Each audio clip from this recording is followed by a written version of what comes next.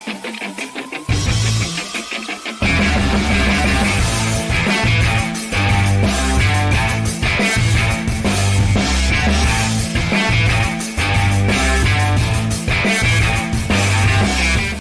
is up, RotoGrinders? 2 hours of nonstop MLB DFS conversation starts right now, taking you all up the first pitch. Big boy slate tonight. It is a 12-gamer.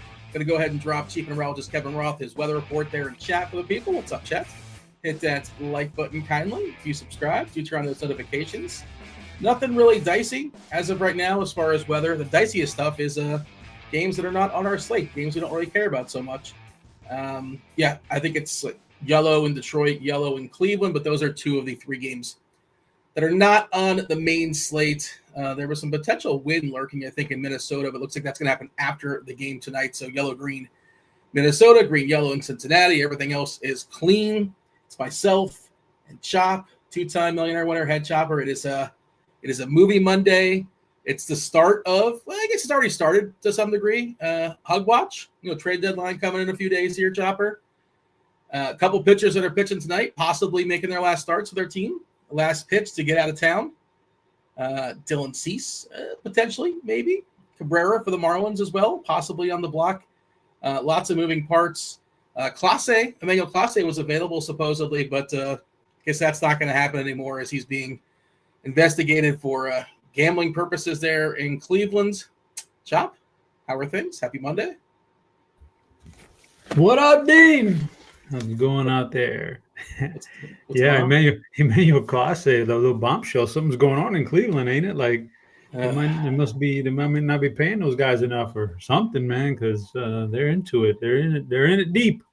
But yeah, should be a fun slate. What do we got? It was a pretty boring weekend, nothing big going on. Sports, can't wait for football to get here. It's just getting more and more boring as the weekends roll along, but yeah, Monday, back to the grind. 6 weeks? 5 weeks? I don't know what it is. I mean, listen, I don't do the preseason stuff and all that. That's kind of garbage. But somebody did make a point out that last Thursday night was the last Thursday that we won't have some sort of football game until like February. So if you're into the preseason stuff, which I'm not, but you're not watching the Hall of Fame game on Thursday, are you? No, I think it's the Chargers. I'm not doing that, but at least it's something. I don't know. The weird thing is, Dean, sometimes when I'm sitting down in the morning and I'm eating some breakfast and I'm watching TV at the same time, I would rather put it on the NFL Network replay of a random regular season football game from 6 years ago than like the preseason. Not a preseason, but then like some of the MLB content out there and some of the NBA content that's on ESPN, I'd rather watch the NFL Network's replay of a football game from a while. I don't know. There's just something about it, but we'll see, Dean. I'm looking forward to it all. It's just fun. How's your best ball portfolio looking? I don't know, man. I'm drafting away. I'm having a good time. There was a sale this weekend. I finally did some underdog drafts. I was mostly playing on DK and Drafters. Drafters actually had a sale this weekend too. I think you draft 5, you get 1 free in their main contest.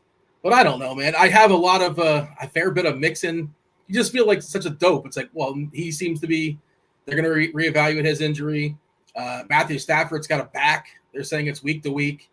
I don't know when the optimal time is to draft, and like obviously you get some great values early, but you fall into some injuries, and you don't have the a lot of news that comes through, but then everybody else has news, and I guess the appropriate drafting spots, it's most accurate at the end, but everybody else is on top of it as well.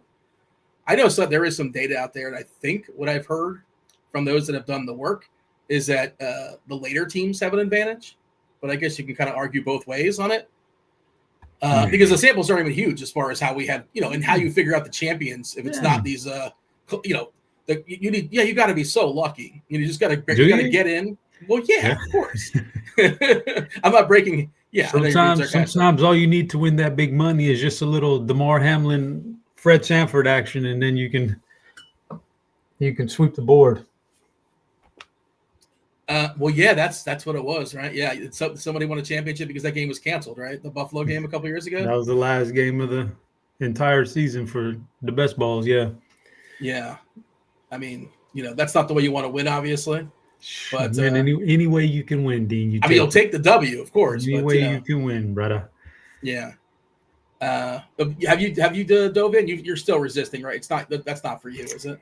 Nah, not NFL. I'm doing college football because there's probably a real edge to that. Yeah, pretty good edge. Everybody who doesn't know just kind of drafting off of ADP, so they're feeding each other and they haven't did like in the NFL. There's what 30 teams, I think 32 teams in college football. You got to be up on like 100 teams. Is every team in the pool like no, just Power 4, Power 4. Yeah, which is a little bit less, but still, it's a lot. It's a lot more than 32, and so luckily we got you covered at RG with some best ball tools, man. It was Tuttle and those guys put together a nice little spreadsheet for you for best ball. Very, very good stuff. I saw a banner for it, but I have not seen. But I also should mention Fantasy Labs as well, since we're on top of it. We're talking about it. Fantasy Labs, your home for season-long fantasy football, best ball content as well. Access to rankings, projections, articles, and more. You get award-winning experts, Chris Raybon, Sean Corner. Sean Corner is Oddsmaker on Twitter. Fantasy Labs, they now have an app that allows you to get real-time rankings and draft cheat sheets. A lot of advice on the go. We have a nice little promo code as well for the people. $15 off. It's RG15. RG15, the promo code at Fantasy Labs. You get $15 off. Chop, awesome pitching tonight. Really, really good pitching. We have Rich Hill making his second start. He survived his first start. Good for him. We got Dick Mountain and Dick Fitz, if you want to do the Dick stack, if that's something, just get all the bats. Not advisable, but something you can do if you like such things. We can also drop the first clue for Movie Monday as well.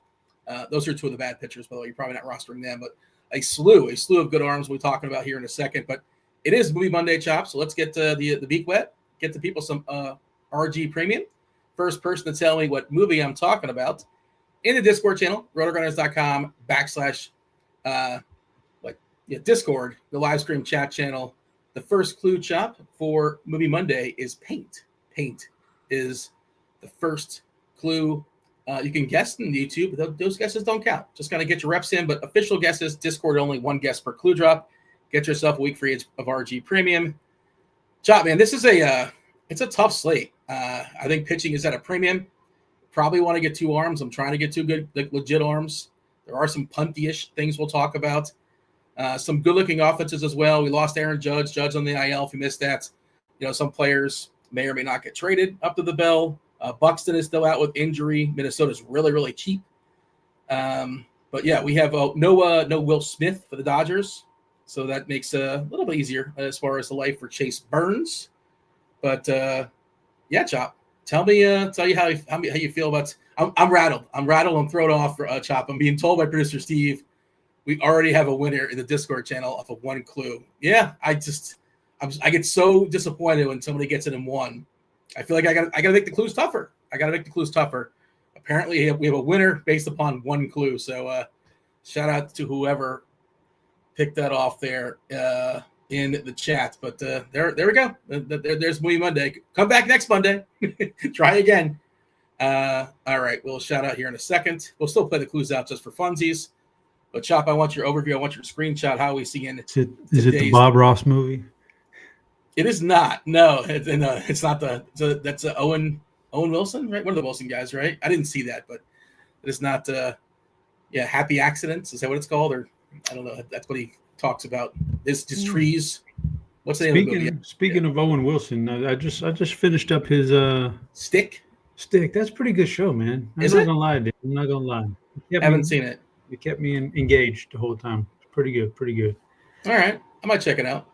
Apple's got a pretty good track record.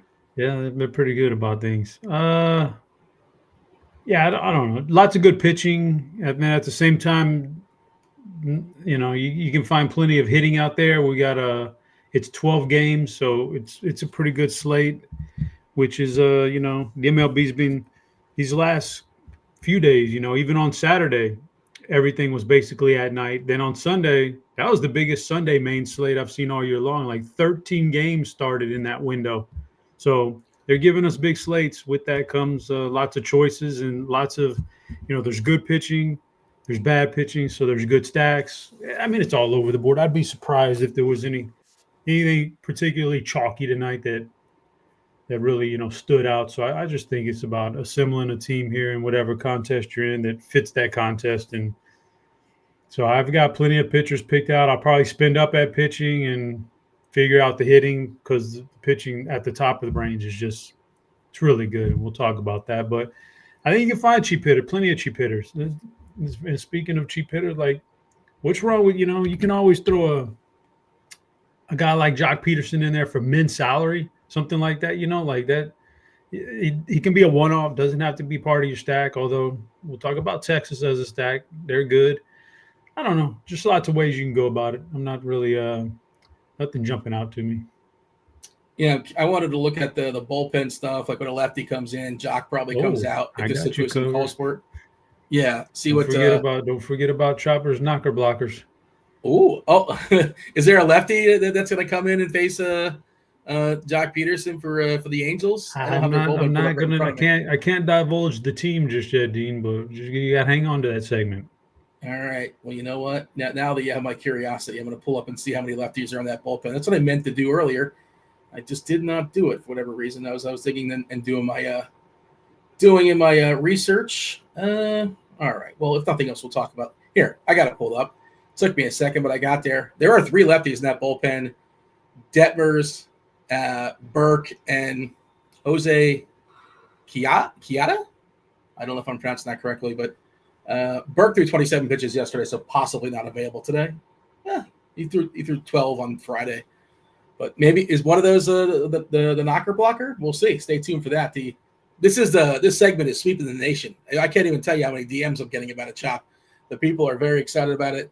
It's actionable information to help build your DFS lineups. It's also really, really hot in a lot of places too.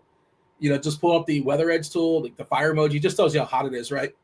We got the fire emoji in St. Louis, in Kansas City, Chicago for the White Sox, Minnesota, Cincinnati, the Yankees, Cleveland, Detroit. That's not on our slate, but it's hot there too. It's hot in Baltimore. It's hot in Sacramento. The wind's blowing out. 10.5 total. Sears versus Castillo. So we should. It's pretty clear as far as the best pitchers, and I think it's pretty clear as far as the best offenses. Of course, it's baseball, and you play it out, and goofy things are going to happen. Hashtag you can't predict baseball, but as far as pre-flop, I think it's pretty clear like what the attackable stuff is, as opposed to the things we want to sort of stay away from. At the top, you kind of alluded to as far as the studs tonight. I guess it's a 3-person tier. You tell me. I think Sanchez, Valdez, and DeGrom are kind of on their own tier. It's very similar as far as the price. On DK, we have DeGrom and Valdez getting 30, 31, 2%, and Sanchez taking on the White Sox at 20%. My lean amongst those 3 is Framber Valdez, probably the safest amongst the group as well. I don't know if he's the biggest upside, facing Washington. Their 2 best hitters hit from the left-hand side. Otherwise, that lineup is pretty putrid. Framber keeps the ball on the ground, unless he just gets absolutely bipped. You got to feel pretty good about Valdez. I like DeGrom too. I like Sanchez as well. I haven't figured out if I can play 2 of those 3. I'd love to if I could. I'm not sure if I can. And then we still have really good pitchers of Strider and Yamamoto. And Cease is a little up and down. Like I said, this might be his last start. Chase Burns, we've seen the upside, but of course he's given up too many runs as well, too many homers, tough ballpark facing LA. No Will Smith, but you can tell yourself a story. He can strike out 8 or 9. Also, he can give up 6. He can also do both of those things. I think Mizorowski is unplayable because of that pitch count. They're babying him. They gave him a really, really quick hook last time. You're getting no discount in the price. And we're currently giving him 73 pitches. It's really hard to project, but do not expect a full allotment of pitches. And I kind of need it tonight with everybody else. The field's loaded. So it's just a very easy X for me. How about yourself, Chop? Should we include Strider in that top tier? Maybe we can. How do you figure out? No, he's not in the top 3. Hell no, Dean. Okay. Have you watched him pitch lately? A lot. I've watched every one of his starts, and I've attacked him a couple times unsuccessfully. Yeah. But it's still not like a lead. Yeah, I'm not attacking him. That's for sure. But I'm not starting him. I'm not gonna start him. Oh, let me get a quick cough out, real quick off air. I might have the vid. Who knows? I don't know. All right. So here's the thing about Strider, right? This matchup. Let me see if I can pull it up, in fact. So he gets this matchup against KC, right? And they don't strike out. In fact, when I look at the strikeout rates for the teams on this particular slate, they're one of the lowest, if not the lowest, on this whole slate. But don't mistake in that low strikeout rate for being like a good lineup. Doesn't work like that. That's not the way that works. Just because you don't strike out doesn't mean you're a good hitter or a good lineup. It's about the game plan that the hitters have. In this case, what Kansas City does is they do attack early in the count. They don't let you get a strikeout. You know, it's not like they're sitting up there for 10 pitches, fouling it off, and then boom, I put it in play. Nope. The game plan for this team, due to the hitting coach and what they do, their philosophy is to go out there and attack early. That would be the plan tonight with Strider. So the Ks might be lacking for him. That's not a good thing for him because the run prevention isn't there like it used to be. So you need K. At least the Ks used to make up for it. Now the Ks aren't really making up for it as much, especially against a team like this that isn't going to let you strike them out. So no, he's clearly not in the top tier for me because of that fact right there. So I think you nailed it with Framber, DeGrom, and Sanchez. Yamamoto's borderline, but heck, man, I don't necessarily love playing. Like, I'm not going out of my way. I don't know if I could put a pitcher in tier 1 if he was starting in Coors Field. It's just tough to do, right? Well, Cincinnati is the next level down from Coors Field with that ballpark during the summertime when it's warm weather like this. So that probably bumps him to tier 2, just the surroundings. But it's a clear Valdez, DeGrom, Sanchez, tier 1 for me. I'm with you there with Strider and Yamamoto being very good and sometimes being tier 1, but just not on this slate against these matchups or in these ballparks. To your point, by the way, about Kansas City, I was looking at the plate IQ as far as the lineup specific against Atlanta today. We know they don't strike out a lot, right? Collectively, 18.4%. Everybody in the green as far as making contact. MJ Melendez cracking the lineup today at 38%. Caglione went on the IL if you missed that, so he's not in the lineup there. They also got Randall Grichuk, newly acquired. Randall Grichuk is playing baseball tonight for the Royals. But the other thing you said, not a patient team. The only player in the green is India, 8.5% as far as the leadoff hitter. Everybody else very clearly in the red, 5.6% collectively as far as taking walks. So they're going to put the ball in play, like you said, which is not necessarily what we want. We don't want walks, we want strikeouts. So yeah, I have Strider outside of Valdez, Sanchez, and DeGrom. Did you give me like a 1, 2, 3, or is it kind of like 1A, 1B with DeGrom, Valdez, and Sanchez? Man, I think in the survey today I wrote up Valdez, but I mean I can't. For every good thing about Valdez, I could say something good about DeGrom and Sanchez, and they're priced appropriately, right in around the same range. Sanchez's last start was the best he's ever looked, probably, and DeGrom has had a few issues at times this year, but man, he's looked good too at times. And this is a strikeout matchup for him. I like them all, man. So I can't really. If you twisted my arm, I'd say Framber was 1A, and DeGrom was 1B, and Sanchez was 1C. But they're all right there neck and neck. But speaking of Grichuk getting traded, Dean, trade deadline coming. I know it's 3 days out, but take a look at the Thursday schedule for MLB. They really shut it down. They're really making room for that trade deadline special. Is nobody playing on Thursday? I didn't really look at it. It's like three games all spread out. One morning, one afternoon, one night, or something like that. Deadline's usually like 5 o'clock or so. I don't know if it's what time they picked. I assume that's what it is again. Keller, by the way, somebody mentioned Keller. He's the other guy that might get traded. Possibly. They have control in Pittsburgh for a couple of years, but they don't like spending any sort of money at all, even though Keller's been pretty good considering his asking price. Well, you got Keller and also your boy, Miami. CC Cabrera. Cabrera is good. Like he's actually a good pitcher. Why are they trying to trade Cabrera? Because I've heard that he's on the trade block. Why? Because they don't prioritize winning in Miami. They don't care about winning. So weird, man. So weird. He's so good. People complain. I mean, it's like, oh, the Dodgers are the worst. The Yankees are the worst. No, it's the Pirates and the Marlins and the Rockies. They're the worst. If there is a problem, it's them. It's not the Yankees spending too much or the Dodgers spending too much. It's these horrendous teams that are just like an embarrassment, and they don't deserve 1/30th of the pot, whatever your TV deals are.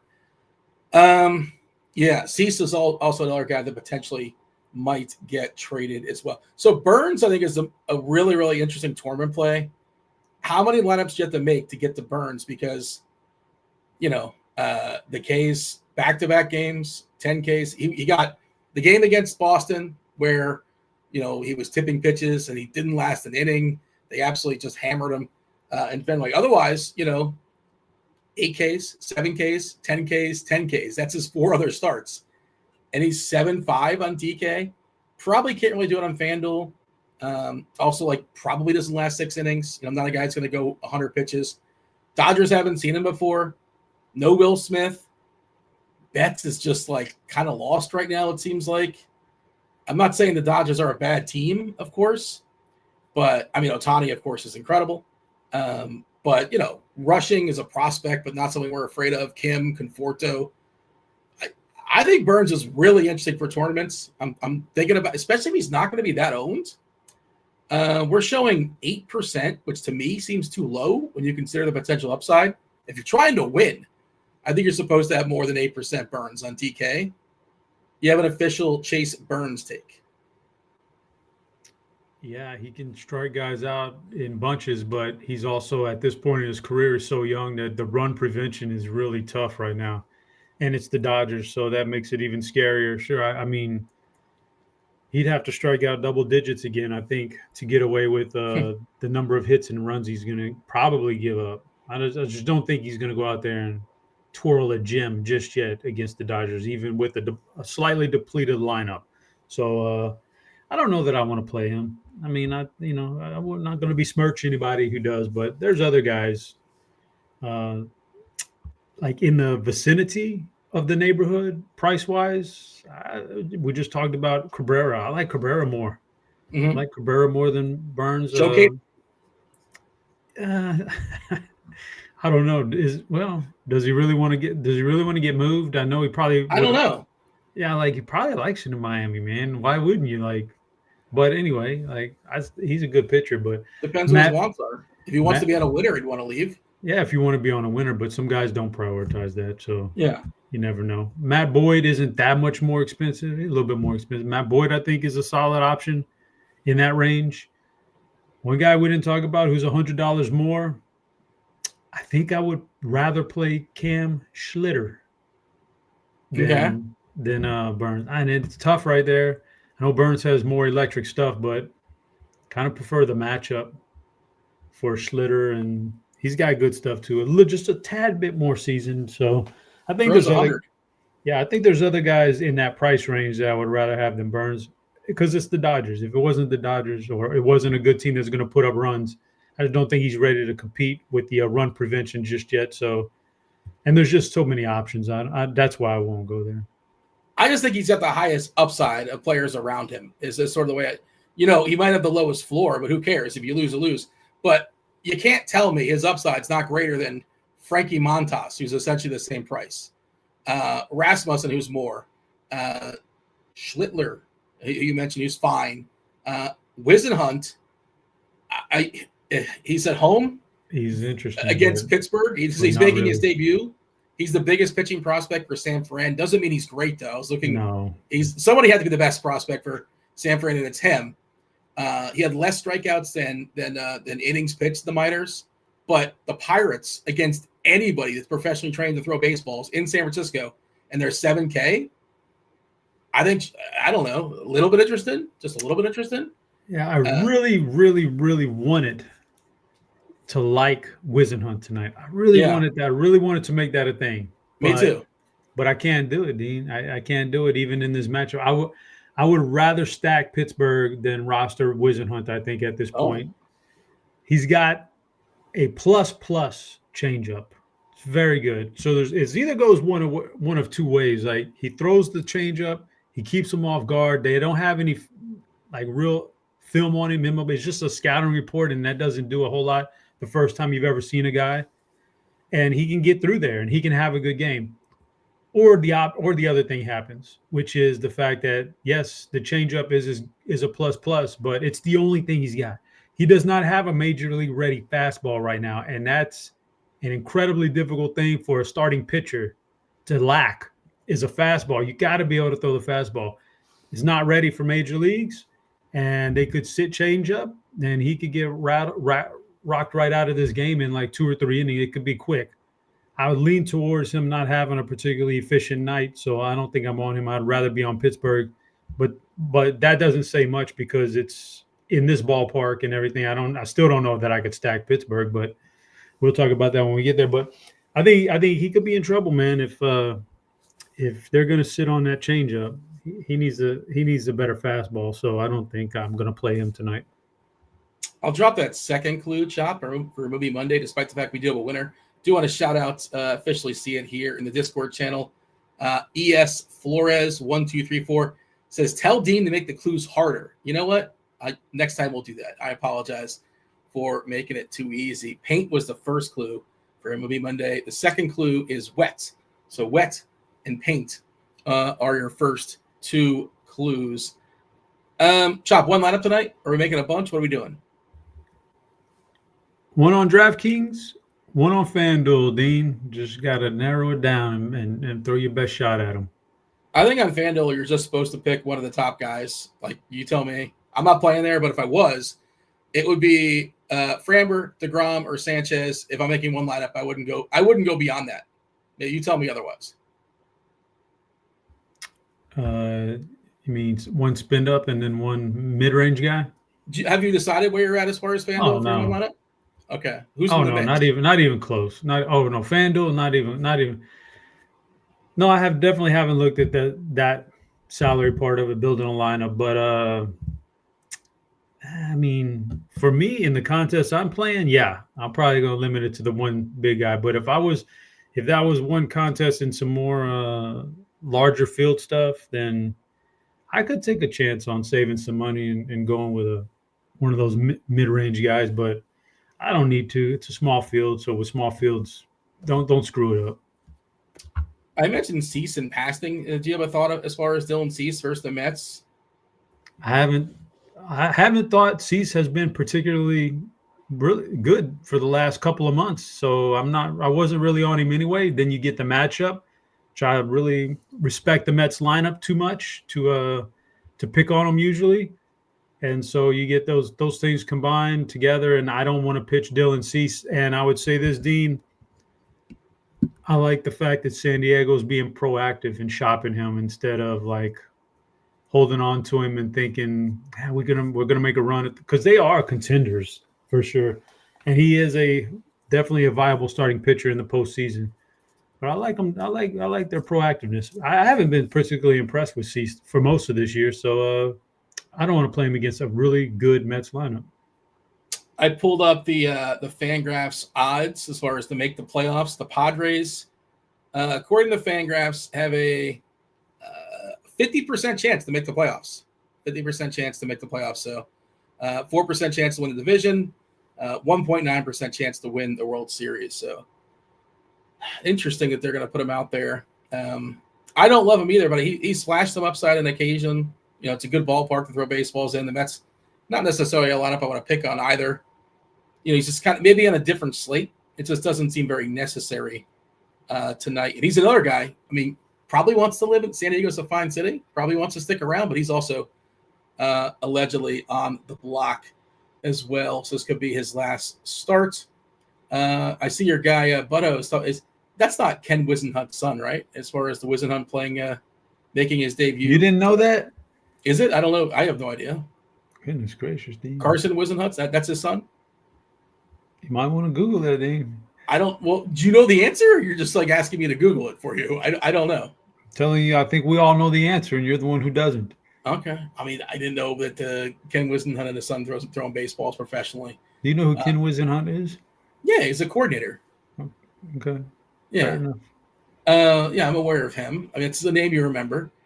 And there's probably not a lot of Wisenhunts. Is that a famous last name? I feel like it's not a very popular last name, so maybe they're related in some way. Somebody also mentioned in the chat Joker. Did you see the Joker? His horse won.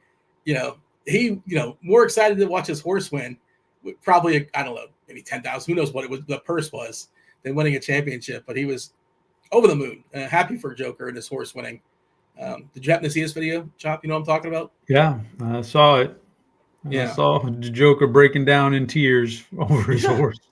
Good for him, man. All he wants to do is just watch his horses race. I mean, he has to deal with this basketball stuff. Maybe that's why he didn't sign that. Maybe that's why he didn't sign that contract extension with Denver. He's ready to retire. Maybe he's going to play this thing out and be gone. That'd be funny. That would. I mean, it would. I think he likes basketball more than he leads on than people think. Because if you watch him play, he's insanely competitive, and he wants every little thing he's fighting for when he's out there with the refs. So he takes. I mean, I think he likes the horse stuff more, possibly. I'm not sure, but you can like two things. Chris Bubich, by the way, out for the season for Kansas City. Looks like not relevant to tonight, but just figure that was worth mentioning. That's tough. Yeah, that's a bummer for him. That might actually take that might take some guys off the trade block for them. The Royals. Yeah. I had heard they were going to move. Why not move guys now? I mean, they have Rich Hill out there. They're not trying to make anything. I think they don't care. They think they can make the playoffs. That's it's not what we think. It's what they think. I think they think they can be okay. And then they were gonna. You're saying put guys in the trade block now. Who's the guy that was on? Who's their best pitcher now? Well, they just signed. They just extended. What's his name? For a couple. They just signed him a couple days ago, or was it yesterday? I can't think of the guy's name. Seth Lugo. Lugo. He's sticking around. He's not getting traded. They just signed him for a couple more years. He's especially not getting traded now. I would imagine he's got a no trade, but I don't know that for certain. But he just signed. I think it was yesterday. He was on the block for a while, but that would be off the table now. And Rich Hill's spot is secure now. Maybe we'll see how tonight goes. I got a feeling. No spoilers, but I got a feeling Rich Hill might be in trouble tonight. I watched his first start, and he was he was sweating up a lather. I don't know if you watched it. I did. He did it. He got it done, but he got through somehow. But it was not an easy watch. And then he's facing the gutless Braves tonight, so it's certainly possible he can weasel his way once again. And we'll talk about Atlanta, but Atlanta, one of the more popular teams on the board. We'll get the stacks here in just a second here, Chop. Anything else you want to say as far as pitchers? Anybody want to point out? I know we kind of mentioned Cabrera there in passing. That's my favorite, Cabrera or Burns. Those are my favorite sort of cheapies. The cheapest pitcher I'm on the roster, I want to say Burns, but it's not the. If I was making 150, I'm not. But if I was, I'd probably get a pinch of Wisenhunt as well. But anybody below him, no chance for me. I would play Burns or Wisenhunt ahead of Montas. I know we kind of mentioned Mizorowski in passing. I just don't trust that pitch count. I did see somebody in chat say they're going to give him a little more pitches. I didn't see this quote. I just could have missed it. As far as they'll extend a little bit more when they're playing against teams in their division. Cubs, it's an important game. He threw 64 pitches last game. They pulled him out, they didn't let him finish the fourth inning, and he was pitching good. And that's the thing. He was cruising basically, and it's not like it was 64 pitches. He wasn't in trouble. He wasn't walking guys. He had one walk for the game, and they had this conversation before the game. They said, "Listen, I assume it was known. He wasn't shocked when he came out. Let him finish the fourth inning at least." Nope, 64 pitches gone. So that just scares me. And I'm not paying $10K. I can't do it. There's just no chance. Can't do it. Won't do it. Can't win with him. Who's that? Who's that? Can't win with him. That's not Dennis Green? Dungy? No, hold on. Can't do it. Let him off the hook. Is that not let him off the hook? No, that's Dennis Green. They are. That's Dennis. What about Jim Mora? Mike Singletary. There you go, Mike Singletary. Can't win with him. Can't do it. He's coaching San Fran. Is he still? He's still got to be coaching somewhere, right? Hell no. That guy probably. He's gone. Dunzo, but yeah. Back in the day, he was a hell of a linebacker. Oh yeah. Linebackers are always cool, Dean. Linebackers are cool as shit. I don't know if you knew that, man, but that's the coolest player on the field, the linebacker. For sure, man. Who's the least cool player? Is punter the answer? I don't know. Is that the obvious? if you take special teams out of it, I mean, honestly, in my experience with football, it's wide receivers. They're kind of divas and on their own planet. So I don't really, Well, wait, weren't you a linebacker? Is this you just patting yourself in the back? Yeah, correct, Dean. But no, I'm not just saying it. I think it's true. I think it's true, man. But anyway, let's go with So to answer a question that you just said, what's the cheapest guy you would go with? All right. So there's my contest, single entry, small field. I'm with you. Burns, Schlitter, Cabrera, probably as low as I go.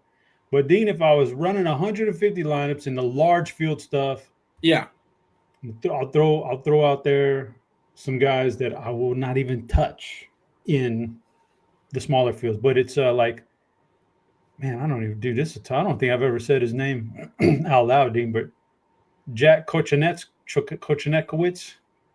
It's Kohanowitz. Kohanowitz. Yeah. I actually he does not have the numbers to back it up, but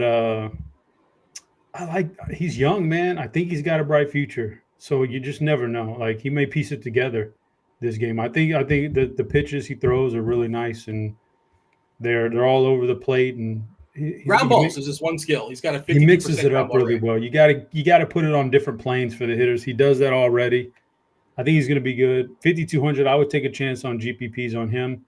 And JP Sears, just in case you get the bad Seattle offense, and Sears has not been bad lately. He has some, but those are just large field plays right there. Those are cheapies in large field that I won't do in single entry, but I think they're viable in the flagship GPPs we play. Otherwise, we're sticking with the good ones. To recap, it'd be Framber, Sanchez, and DeGrom, followed by the second tier of guys that you could play, like a Strider, Yamamoto, Matt Boyd, Dylan Cease in that range. Cam Schlitter's in that range. Chase Burns, those are good players. Cabrera.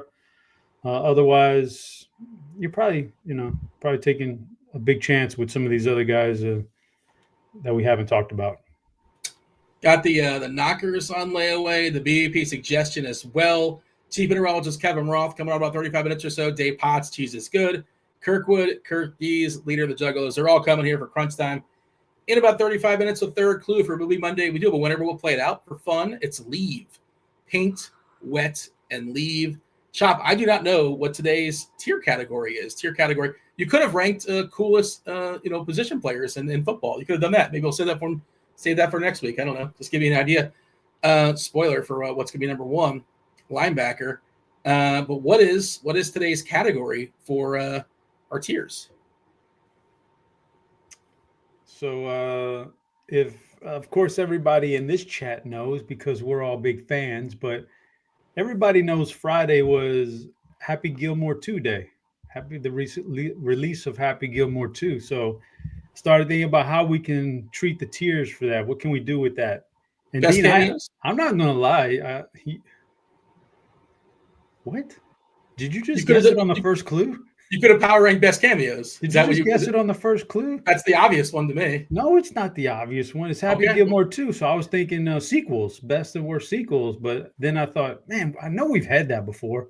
Like now I'm starting to think, what have we had? Like Adam Sandler movies? Have we had that one? So I got like a little bit worried about like, have we ever tiered any of that up? We need to start keeping track so we don't, step on our own toes here. But so I did cameos, Dean. You guessed it on the first crack. Best and worst cameos in some of these movies. And one of them, I broke the rule and didn't go movie. I went TV show, but that's okay. So that's what because there's so many cameos in that thing.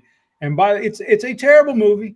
It's a bad movie. It's way off, but I can't say I'm not glad I watched it. Like I'm glad I watched it. I'm glad they did it. It was entertained. I'll never watch it again, but it is what it is, man. They got some good cameos in there. So I got three for you right out the gate. I got three that should be top tier. You ready for it, Chop? I'm sure the chat's going to play along as well. Okay, what you got? Bring it on.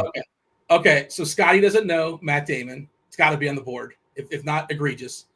Zombieland, Bill Murray. That's a very good one. And Mike Tyson in Hangover. So here's the thing, Dean. Just because it's not on the board doesn't mean it wasn't, like we said this before, there are so many levels. Like there's so many backups to these tiers. Like there's 1A and then there's another one. But I just got to pick one. So just because and Bill Murray in Zombieland was definitely on there, and Mike Tyson in The Hangover. Nobody saw that coming. Nobody that was coming. Mike Tyson in The Hangover almost made it. But another Mike Tyson did make it. But we'll get to that when we get there. But Bob Barker you might have if you want to do an homage to Happy Gilmore. Man, yeah. But again, there's so many, Dean. Like I can't bump the guys I did. I just can't bump them because I feel good about them. So and I had to get them on there. So the chat's kicking some things. Matt Damon also for Ragnar. That was a really good one. That was a good one. I didn't see it. Yeah, that was a good one. It was a lot. So I went Tom Cruise. That's a good answer. Is that a cameo? That's what I said, Dean. I had to Google like 3 or 4 different scenes. I don't know if that's a cameo. I had to Google it. Is that a cameo? And I'm telling you, everything on the internet says, yes, that is technically a cameo. So it's dicey. I got to roll with it, though. And if we're considering that a cameo, there might not be a better cameo ever in the history of movies, man. Matt Sarah, I know you haven't seen This Is the End because you don't like that kind of course I've seen This Is the End. Yeah, it's a great movie. I had shout out. What's her name? Rihanna smacks him, right? Is it Rihanna? I think so. I had to give a shout out to that movie. That's such a good, fun movie, man. It's fun. So, it's pretty wild. I had to do that one. Stan Lee, I'm neutral on. He's in every single Marvel movie. Before he kicked the bucket, he put himself as a cameo in every one of them. I don't know if you're aware of that, Dean, but that was kind of a thing he did. So I know. I'm neutral on it. Whatever I'm gonna do. Mike Tyson was great in The Hangover. Great cameo. Mike Tyson in The Hangover 2, they overstepped. They went too far with it. Just let him do his one cameo in Hangover and be done with it and live off of that. Hangover Part 2, I didn't like it, so I did that one. And somehow the Game of Thrones probably jumped the shark when they had Ed Sheeran in there singing a little lullaby. And that was just ridiculous. But wasn't Aaron Rodgers or maybe Noah Syndergaard was also? I think both Aaron Rodgers and Noah Syndergaard were also in Game of Thrones. I don't know. As little bit nothing. They're just maybe background players or something like that. They just want to be on set, I think. Maybe, but I'm pretty sure they were both a part of it. Yeah, we're going with Ed Sheeran and Game of Thrones as the worst. But there's just so many good cameos out there. It was a tough one. All right. Neil Patrick Harris, White Castle, is that a cameo or is it too big of a part? I guess by the Tom Cruise rules. Didn't Neil Patrick Harris, because he played himself and this kind of came out of nowhere in that movie. Am I not mistaken? No, you're right, but he didn't make the list. Okay, let's throw some teams in some tiers. Crunch time coming out in 30 minutes or so. We'll drop that fourth clue again. We already have a winner, but I made the list, so you might as well have some fun with it. Movie Monday, Paint, Wet, Leave, and Solitaire. 12-game slate. Drew Rasmussen taking on Cam Schlittler. 8.5 total. Yankees are slight favorites here. Yankees, some doom and gloom there in New York. No Aaron Judge as well. So that lineup taking a severe hit. They did add Ryan McMahon in the 7-hole. Grisham, Dominguez, Bellinger, Stanton, Jazz, Goldie, McMahon, Wells, and Volpe taking on the Rays. Where do you want to throw the Rays and the Yankees? The Yankees. Did you just say Judge is back? No, he's on the IL. He's not playing baseball. That's what I thought. That's why I've got the Yankees in tier 4. I got the Yankees in tier 4. I was assuming he was out, but don't want any piece of that. Rasmussen's not great, but he's not bad. He can keep them contained for a while, and Tampa's got a pretty decent bullpen, so that's a tier 4. Tampa. Man, Dean, this is a tough one because I don't mind Cam Schlitter as a starting pitcher if you want to save some money and you want to go that route. I think there's a path there.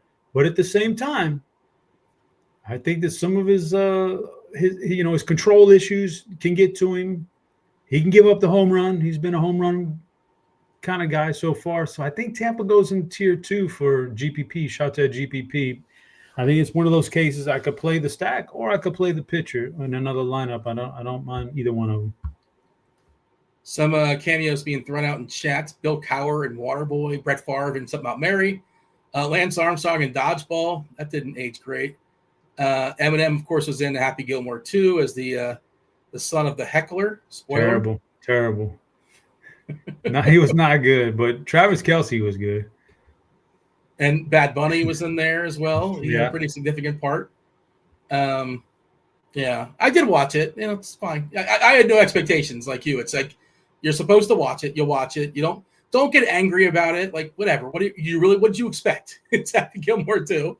Have a little bit of fun with it, and that's that. I'll probably never revisit it again. Daly was pretty good as well. Daly did a pretty good job, but we shall move along. Dodgers, Reds, great ballpark. Did homers. Yamamoto and Burns. Two pitchers that are highly skilled. The absence of Will Smith makes this Dodgers lineup a little bit weakened. Betts is down to 3-1 on FanDuel. 3-1. I guess it's earned, right? He just has not been very good this season. Outside the first game of the year. Did he hit a couple homers the first game of the year, or his first game of the year? And then ever since then, kind of downhill by his standards. Where do you have the Dodgers and the Reds? Yeah, great ballpark, but unfortunately, I don't think I can attack it tonight as much. Cincinnati's a tier 5 team for me against Yamamoto. I just, he's decent enough to prevent the runs, and that offense can struggle at times. The Dodgers are a tier 3, neutral on them. We've talked about this already. Burns is pretty good. I don't necessarily want to stack against him. The lineup, I don't know. I think they could score some runs, but I just don't think it's going to be a whole lot of runs, enough for a stack to pay off. So I don't know, just tier 3 neutral. All right, so Dodgers in tier 3, Reds all the way at the bottom. Cubs and Brewers, 8 total, 2 good arms here. Mizrachi, we talked about him potentially getting pulled early.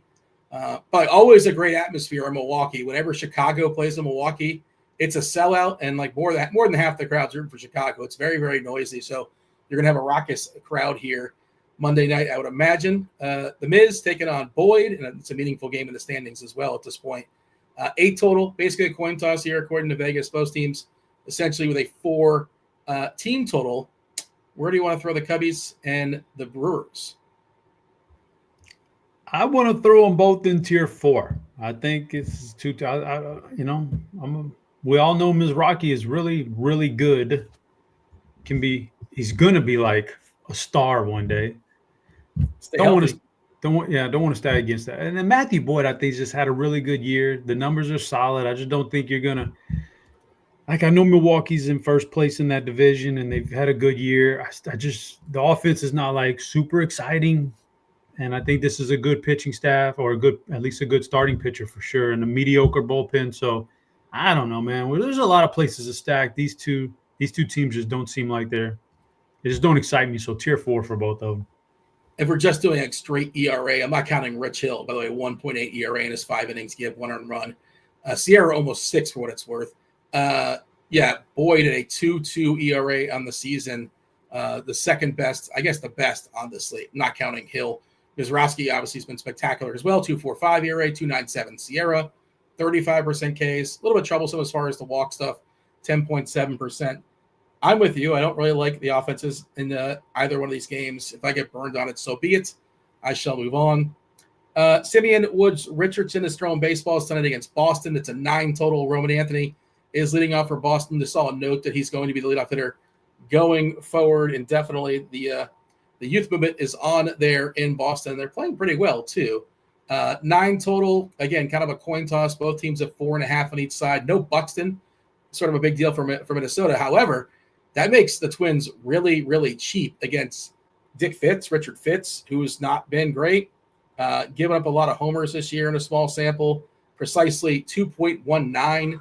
That's 21.4% homer to fly balls, a little bit unlucky there, but also giving up over 11% barrels too. So Minnesota looks like one of the places to get to some salary savers. Larnach, Clemens cleaning up. We've seen Royce Lewis, all of a sudden become the guy that we loved 2 years ago. So I think that Minnesota is going to be popular, just kind of make stuff work. How about yourself? Where do you have the Twins and Boston?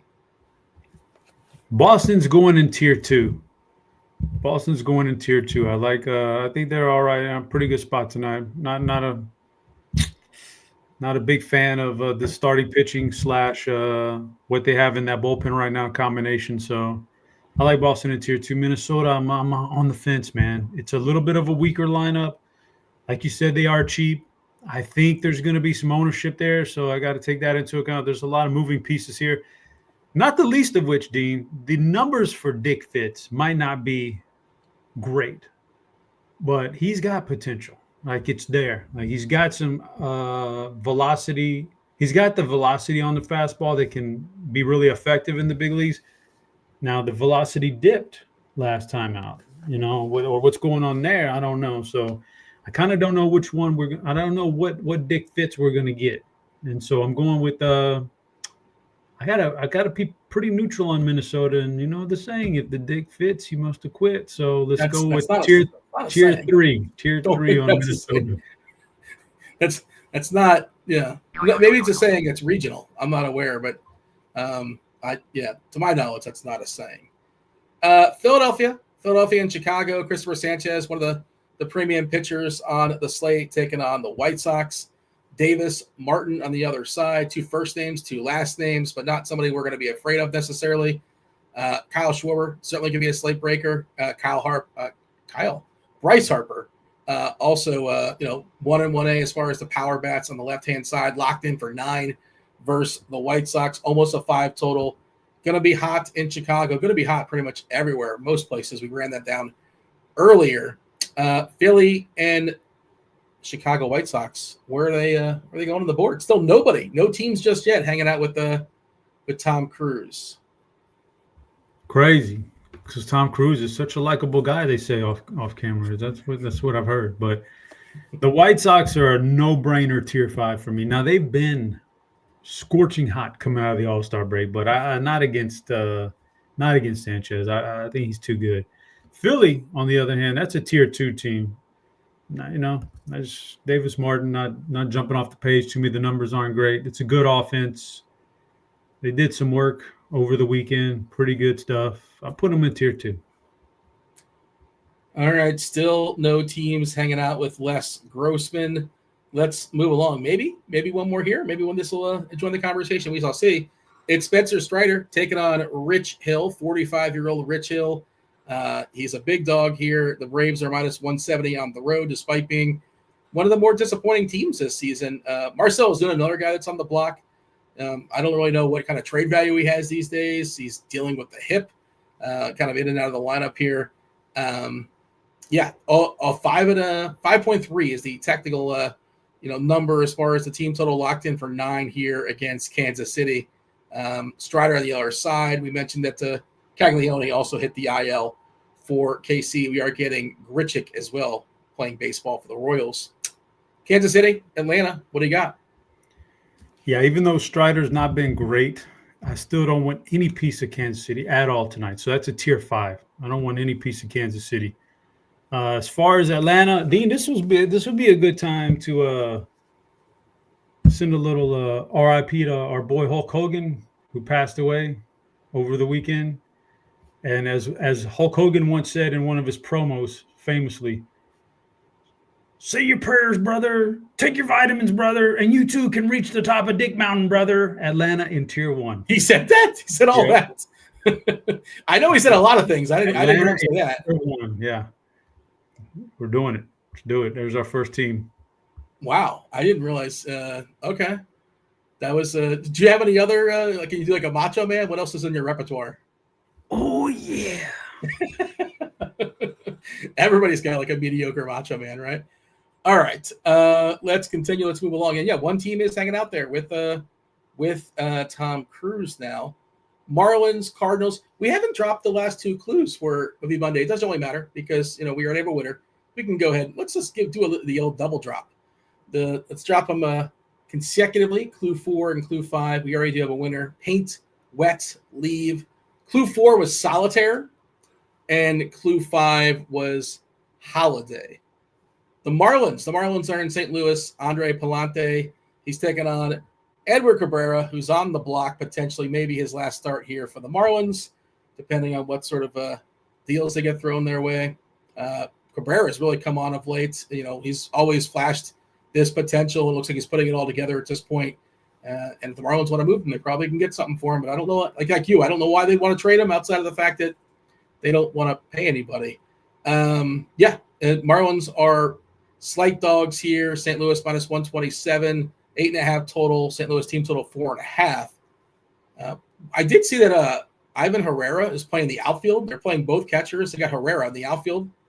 I assume they worked him out there. And I wouldn't want that behind me necessarily, as not that I'm rostering Andre Palante, but some sort of experiment here. They got to get Pozo's bat in there, I suppose.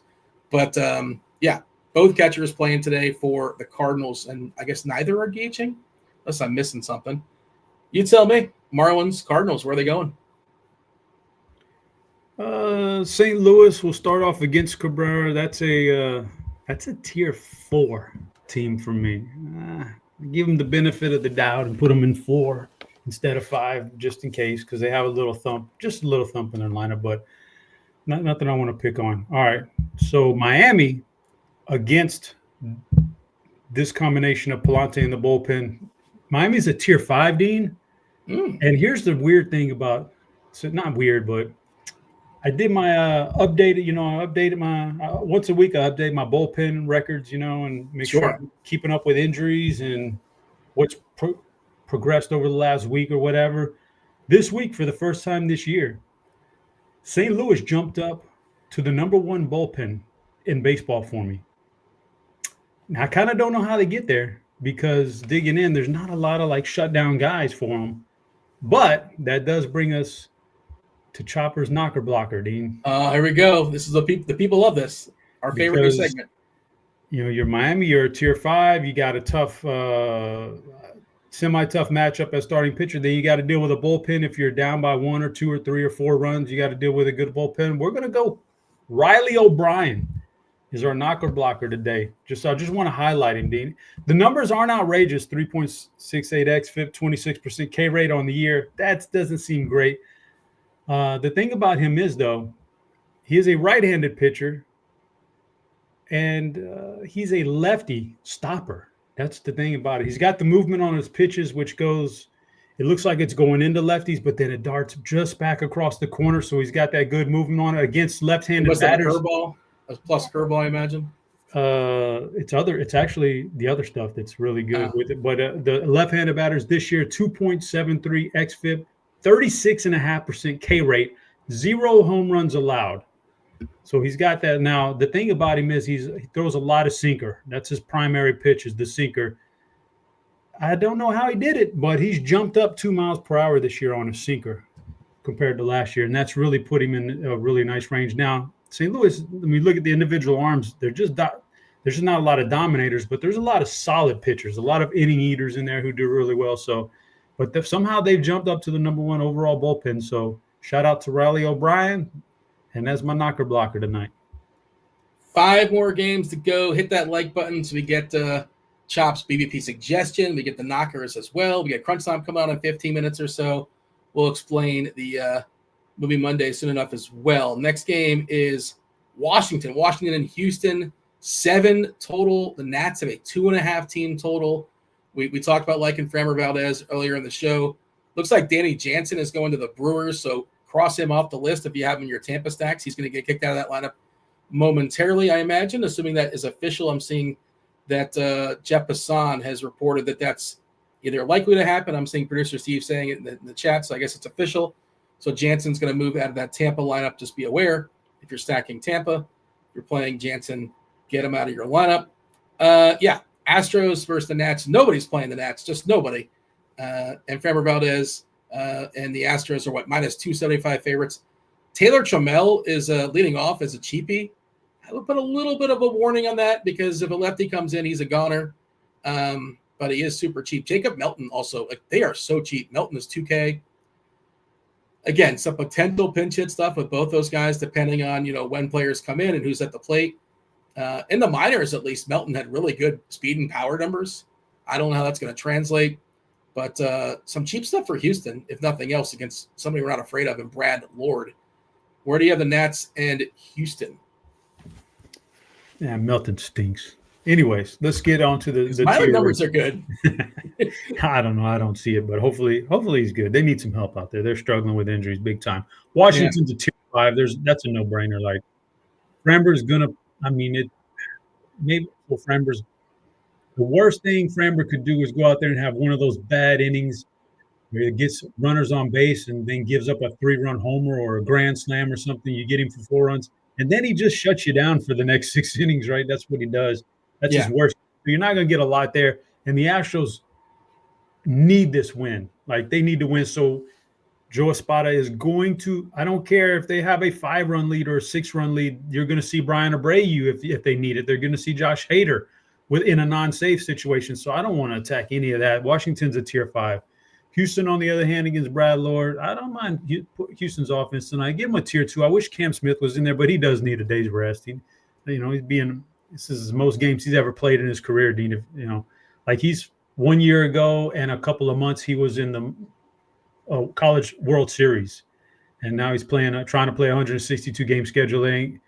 He's beat down, so give him a rest. But I wish we had a healthy Cam Smith in there. But otherwise, I can dig with some of those Houston hitters against this combination of bullpen and starting pitcher. By the way, Melton in 2023 in 100 games, 23 homers, 46 stolen bases. This year in 105 games, 15 homers, 30 stolen bases. So, I mean, I don't know if he's good or not. The counting stats are pretty interesting, but you know your team better than I do. Washington tier 5, Stevie. 5. Texas Angels, Kohanowitz, DeGrom. DeGrom is a mega favorite here, minus 218. A lot of Ks there in that Angels lineup. Seager looks like one of the better plays on the slate, just kind of as an a la carte piece, as somebody you play in your cash games. Pretty good price there at shortstop. Kohanowitz, I think, one of the weaker arms as well. Over a 5 total for Texas. Where do you want to throw the Rangers and the Los Angeles Angels? Well, Dean, Texas is playing good ball, by the way. Texas is making a run in the American League. The Angels, I mean, this is just not DeGrom. That's not what we pick on a 24-team slate. So that's a tier 5. Put them all the way down at the bottom. No, thank you. Texas is playing well. They come out the All-Star break hot, doing well. I'm going to put them in tier 2, man, out of respect for what they're doing at the plate here. They're a tier 2 team for me. All right. Keeping it moving here, Chop. About 10 more minutes till crunch time comes in. I think we have 3 more games to go. Yes, Mets, Padres, Cease, Montas, 8 total. San Diego's a minus 130 favorite. I did see Vientos was supposedly in the trade block. Did I read that right? I don't know who's trading for him, but he was coming into the season. A lot of promise, but it's been pretty disappointing. People are upset on Twitter about Lindor being in a bit of a slump. We talked about Cease potentially in the trade block. Showcase game, if you want to say such things. I don't think either one of these offenses are really going to be, getting, much ownership. You tell me, though. How about yourself? Where do you feel the Mets and the Padres land on the board today? They're not going to get much ownership, and they're not going to get any ownership from me. They're both tier 4 teams for me. I guess what you can analyze it all you want, but at the end of the day, you're also playing in San Diego, and it's a pitcher's park, and that's not good. It's gonna knock down all the everything. And both bullpens, if we do get some respectable games out of the starting pitcher, not great games, just respectable games, you're going to get the bullpens in action, and they're both solid bullpens. Just doesn't seem like either one of these teams is going to go off for like 9+ runs. And I think stacking tonight, you're going to need a big total because there is going to be a stack out there that goes off. There's just too many really solid spots that somebody's going to blow up in some of this weather. So I'm going to put both these teams in tier 4. Just doesn't seem. I like the offenses. I like the Mets offense in general, but just not tonight. In a couple of days, we're going to see some bad bullpens get worse. Like the best arms from like the worst teams are going to move on, and there are going to be some really, really putrid arms that are left, and we're going to see like distinctly, different bullpens. Not necessarily today, but in like 3 or 4 days when everything kind of settles. Definitely something to keep an eye on. Pirates, Giants, Carson Wisenhunt making his MLB debut, the biggest pitching prospect for San Fran, but I don't know what that doesn't necessarily mean he's that great. I wasn't really enthused by those numbers, but he's facing Pittsburgh.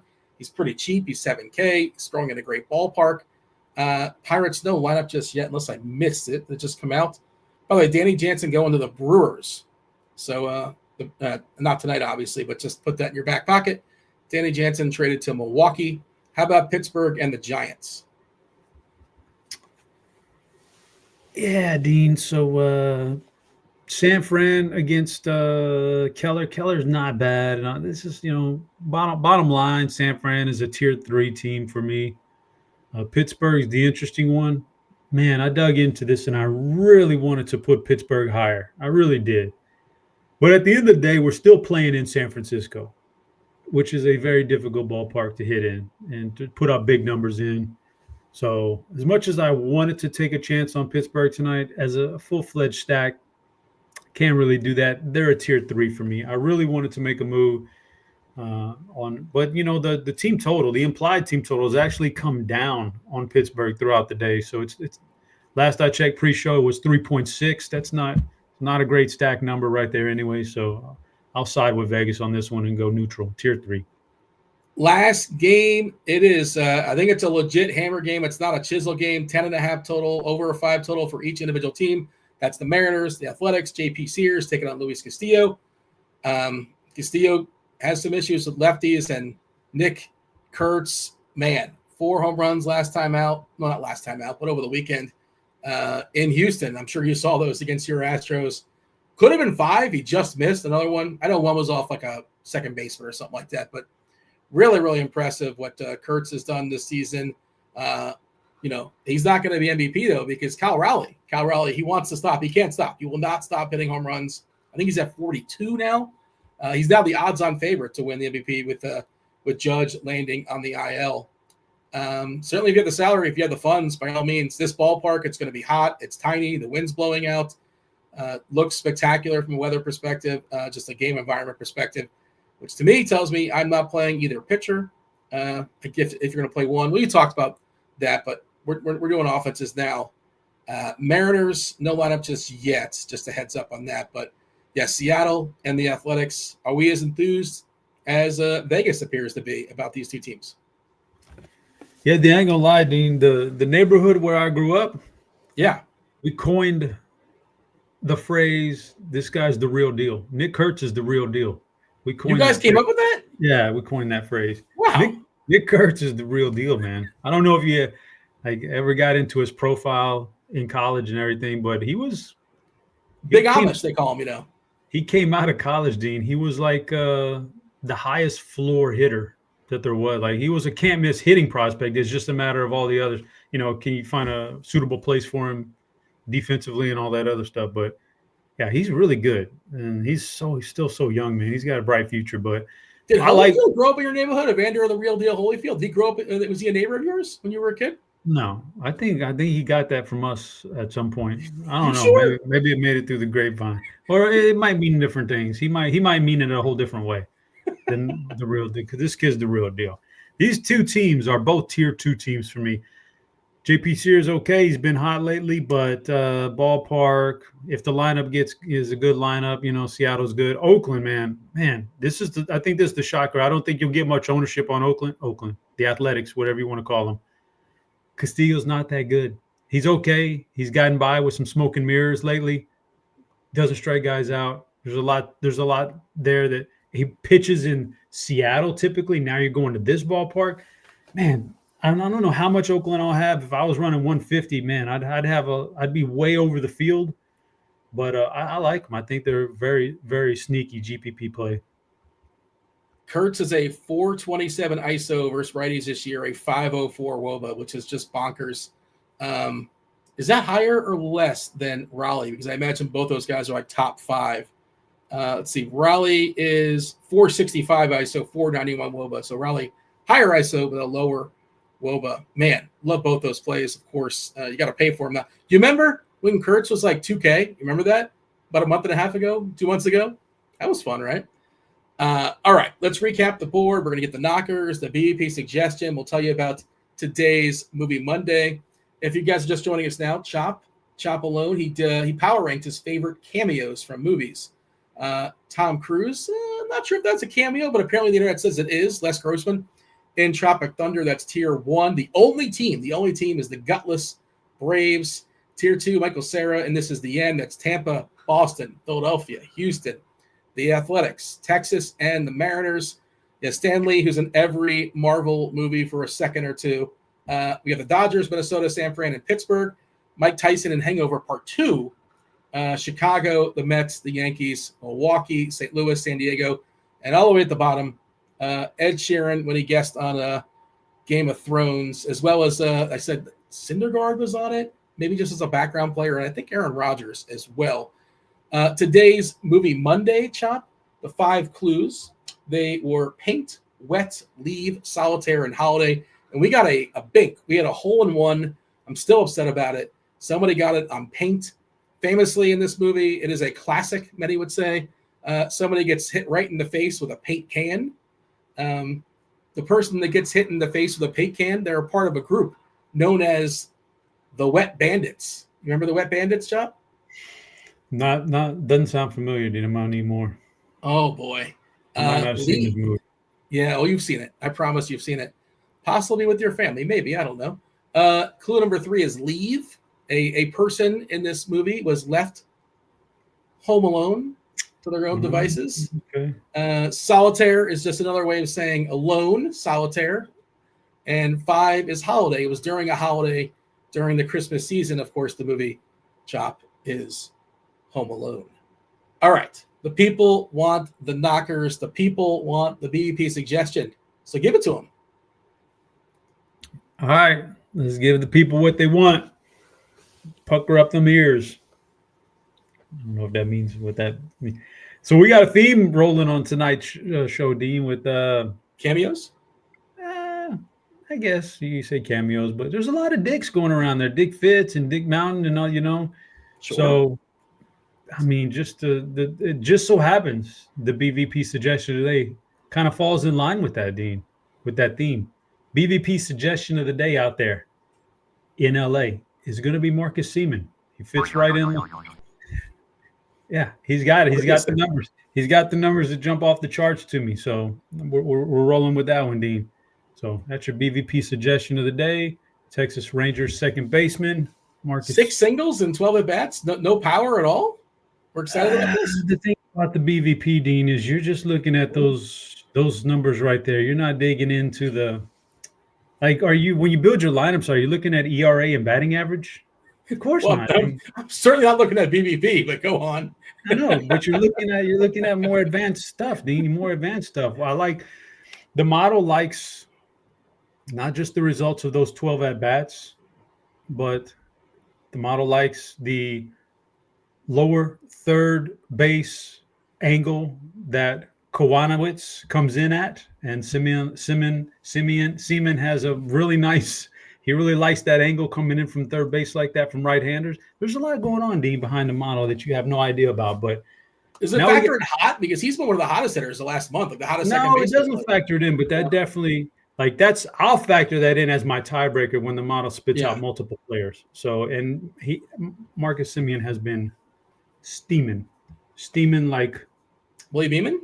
Steaming like some asparagus, like you would steam some asparagus. Yeah. You know what I mean? You remember Willie Beeman, right, Chop? Yes, I do. Any given Sunday, just one. Yeah. We fight for the inches, man. We fight for the inches. All right. Al Pacino, the greatest locker room speech of all time. How about some knockers? Choppers, knockers for today, Dean. Who doesn't like twin knockers? Knockers from twins? Some of the best that you can get a hold of, Dean, right there. And it just so happens these knockers from twins are taking on Dick Fitz. We're going Royce Lewis, Ty France. A coincidence, I'm sure. Royce Lewis, Ty France. We're going off the board, Dean. The knockers aren't out there to be like, egregiously $5,500 and $5,400 knockers. We're going crazy places with these things. Yeah, we said earlier Minnesota is probably the place you're going to go when you're looking for some cheapies. Minnesota, I guess some Houston stuff as well. If you're desperate for salary, we talked about that earlier. We do live in the world with salary cap. Chop, we also live in the world where crunch time is a thing, and crunch time is fully assembled. We got Dave Potts. We have Kirkwood. We have Chief Mineralogist Kevin Roth. Let's do it. Let's bring him in. It's crunch time right now.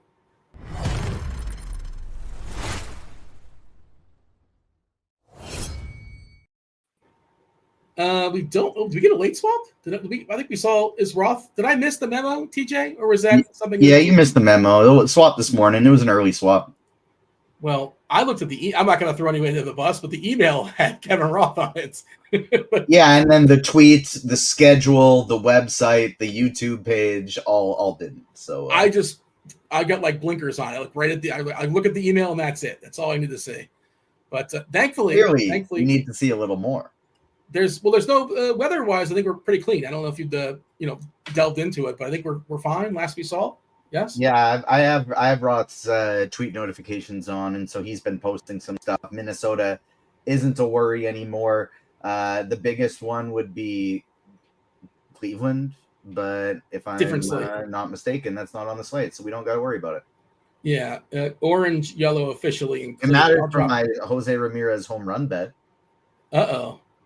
Do you have that game? Do you have a player be postponed?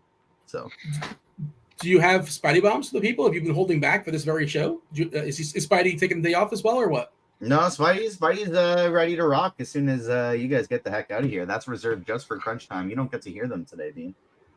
Okay, well, no, I can still watch the program. I have the interwebs too, TJ. Yeah, yourself. I got. Yes, the magic of internet television. All right. Anything else before we step aside and get out of here, Chop? We good? We're good. All right. Glad you leaned in through that, building up some suspense. That was Chop. I was Dean. Do hit that like button. Do subscribe. Turn on notifications. You got almost 50 minutes of MLB DFS conversation for crunch time. TJ is going to hold it down.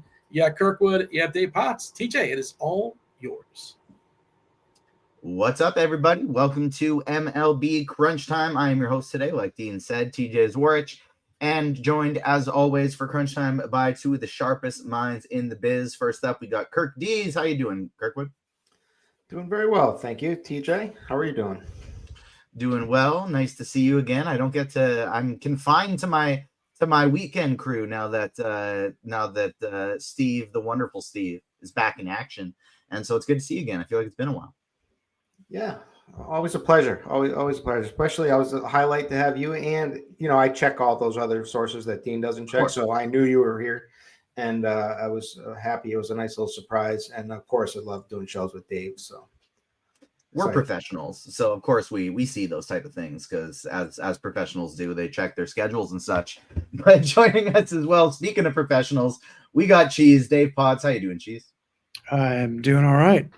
I got a little dental work done today, and it's all fine and good, but half my mouth is still numb. I think I sound okay, but I feel like I can't talk, and I'm really thirsty. But if I have to drink water, it's going to be with a straw, but I still might dribble a little. But the baseball looks good. I was going to throw it to you for the slate breakdown, but maybe we should go to Kirkdiese. Oh, I'm sure Kirk would be happy to do it anyway.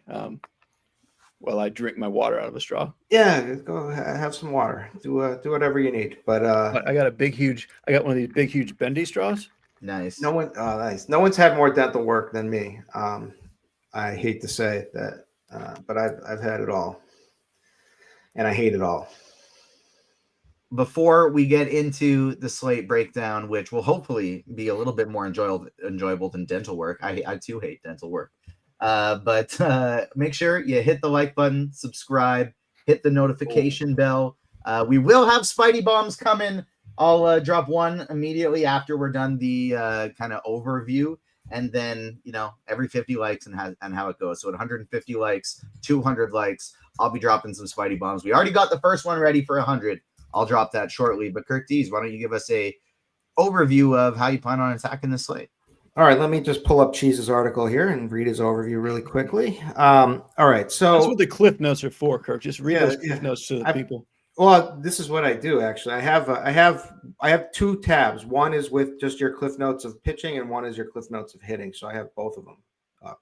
So, yeah, I'm a pro here. So anyway, this is a really good slate, I think. So we've got like loads of pitching everywhere. The pitching's outstanding. It's also very expensive, but we do have some value bats sprinkled in. So substituting, making a smaller stack, like a 4-man stack, instead of a 5-man, I'm on board with today because I'm just supplementing like one of the cheap value bets, or maybe even two of the cheap value bets, and trying to get up to pitcher because I don't like the cheap pitchers. I do love Burns. I'm totally fine playing him, even if it's against the Dodgers, who, Walker Buehler shut down pretty easily, yesterday. So, and they're on their road trip. So I think this is a good shot, to get a good game. He had that one horrible game against the Red Sox where he was supposedly tipping pitches. He's also been a little bit unlucky, but the kid throws gas. He's got a repertoire of everything. It's the same story with all these kids. The thing that's good is that he has a pitch count. He's not getting limited like the Miz is, but command is always a potential issue, and things can go wrong in an absolute instance with any one of these young guys. But I'm trying to, if I need to save some salary, which I do in some cases, 7,500 for Burns is my guy. And then on the top end, I know Dave has Framber and Sanchez number one. And then DeGrom. I have DeGrom first. Then I'm totally fine with playing Sanchez or Framber. I actually have Framber as my third favorite of them. So I like DeGrom, Sanchez, Framber. And then maybe if you need the salary, you can get down to Boyd. I'm also on board with playing Dylan Cease here today. I say this every time I do a show with Dylan Cease. I honestly don't care about matchups with Dylan Cease. It's all whether he has his stuff working and in his head and his command is working, and he can shut down anybody in those cases and strike out anybody. He can also have horrible starts, and they come every which way with him. So I get it if you want to avoid him in some spots, but I'm playing him tonight.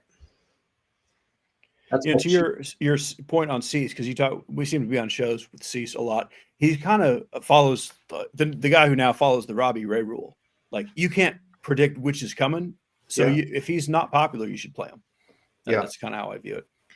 And I haven't looked at the ownership because in my head I think people will find a reason not to play him, but I know optimizers are pumping him out pretty heavily, so he will be owned. I think that DeGrom and Framber will be higher owned, and maybe even Sanchez, but I think they're all going to be somewhat the same, probably. Yeah. So it's like those top three that you mentioned, put them in any order you want. Valdez, Sanchez, DeGrom. And if you have the salary, just play those three guys. Like, I wouldn't even consider not playing them if I had the salary. But of course, there's a lot of lineups where you don't. I think Yamamoto and Strider, along with Mizorowski, are the three who get kind of squeezed ownership-wise. So if your goal is just to be different, like play some Yamamoto and Strider. I didn't really get there, though. Just I like the top three enough better. And then I just want to save money like you were talking about. I think Chase Burns is obviously too cheap on DraftKings. Obviously, for the potential upside, he could give you a -12, and I don't think anyone would be stunned. But I wrote this in the article, and essentially, he is Jacob Mizorowski. Like, they're the same guy, and if I think Burns is actually going to be a better DFS pitcher. He has more risk, especially in that ballpark, but he shouldn't be 7,500. So he's my favorite cheap guy. I'm playing Matthew Boyd and a little bit of Edward Cabrera, and that's as cheap as I'm going. I mentioned like Palante and Sears in the musings just because people want me to mention something cheap, but there are so many like straight up minimum salary bats who could hit a home run that you do not need to go below 7,500 tonight or below Burns at like 81 on FanDuel. Yeah, Burns is the cheapest that I'm going on DraftKings as well. I'm not getting to any Yamamoto. I am getting some Mizorowski just in case, like they let him throw 90 pitches, because then I think he's a phenomenal tournament play. If he gets 70, well, then those lineups lose, whatever. But I do think just based on the upside, I want to get to a little bit of him in large field tournaments. Kirkdiese, any of the lower owned guys that you'd be willing to take shots on? How much Mizorowski you getting? How much Boyd you getting to today? I'm only playing 3 lineups, so I have none of either. But Boyd, I almost played, but I went up to Cease because I could do it. Wisenhunt would be a potential play just because he's somewhat of a prospect. Now he's like their top prospect, but they don't have much in the ways of top pitching prospects. And he's totally different type of pitcher than these other high strikeout guys. He's got like change. And Chop was talking about this. I was surprised Chop dug into this. So I was happy to see this.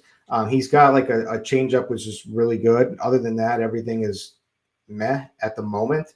He's got like a gyro slider. He doesn't throw hard. He throws like 92 miles per hour, 91 miles per hour, which can work, but he's a totally different breed than like Burns or the Miz, so it's not as exciting. He is facing Pitt, so I get that, but I think there's a good chance he could blow up here, like a really strong chance he could blow up, but he is cheap at 7K.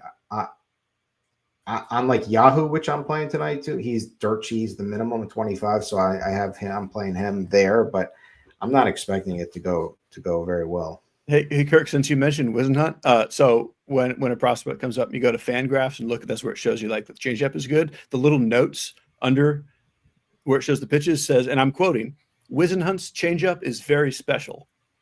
That's the extent of the note on him. Yeah, very special.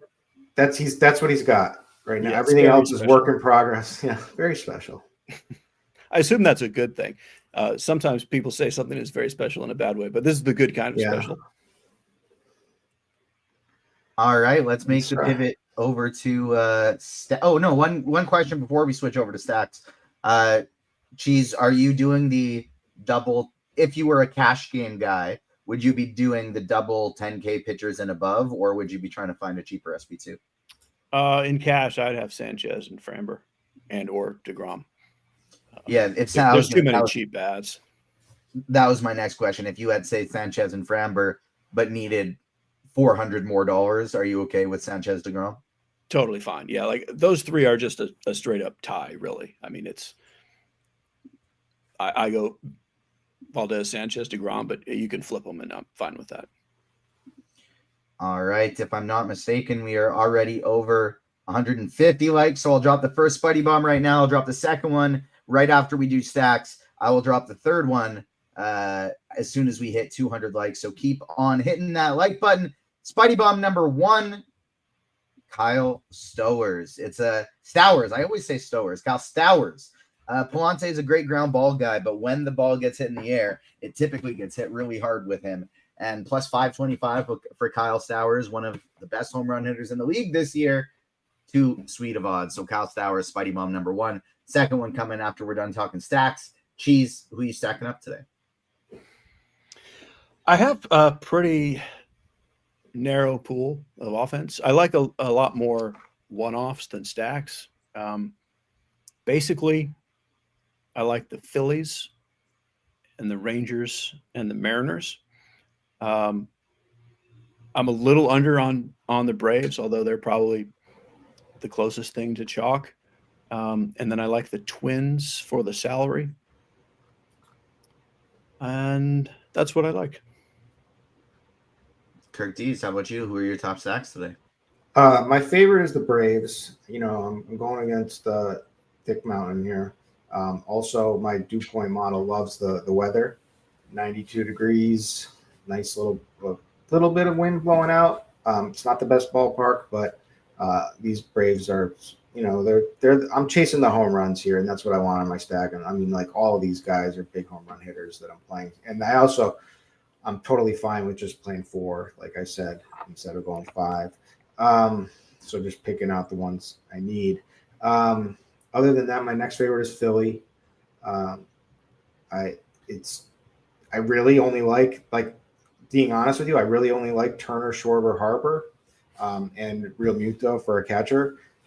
But so I can do that's what I'm playing for my 4-man for Phillies. Then I also, who did I rank? Oh, I like Seattle for sure in that ballpark against JP Sears.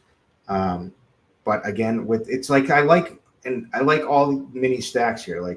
So I like Rodriguez, Raleigh, Rosarina. I mean, you could play Naylor, but it's lefty. You could play JP Crawford just for doing it, but I don't think you need to. So those are the ones I like there. And then I also have Texas and Boston. And you can, and I like the Twins like everyone else, and they talked in the show earlier, just because they're so cheap. They're like the lineup filler guys for me. Yeah, I like the Boston call as well. I'm getting to a decent amount of them today. I'm getting to more Dodgers than I expected, but the back half of that lineup is quite cheap, and so it's actually I found it not that tough to spend up for pitcher at both positions and then still play the Dodgers just without Ohtani. And so I like doing that, but I'm also doing that because I have about 30% Chase Burns, and he's my highest owned pitcher today. I almost said Chase Brown, and that's because I got a little NFL on the mind, and Fantasy Labs is your home for season-long fantasy football and best ball content. Get access to rankings, projections, articles, and more from your award-winning experts like Sean Corner and Chris Raybon. Fantasy Labs now has an app that allows you to get real-time rankings, draft cheat sheets, and lineup advice on the go. Sign up with the code RG15 for $15 off.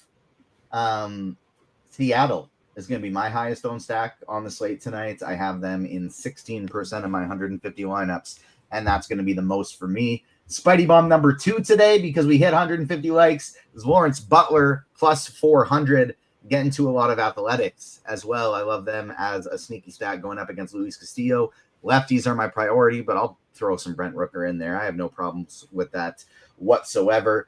Third Spidey Bomb coming at 200 likes to go along with Kyle Stowers and Lawrence Butler. So keep on hitting that like button. Let's start going position by position here. We got a lot of time. So, go slow, chat, take as much time as you want here. We still got a half hour plus till lock. Kirkdiese, we'll start with you. Who do you like at catcher? I guess here's the first question. Let me even get more specific with it here. Before, who do you like at catcher in general? Cal Raleigh is the clear best pitcher, but he's tough to get to with the expensive pitching. How much are you prioritizing Raleigh today in your 3 lineups? Just in my Seattle stack. If I could get to him everywhere, I would love to, but I can't. 6,300 is just wild. But worth every penny for sure this season.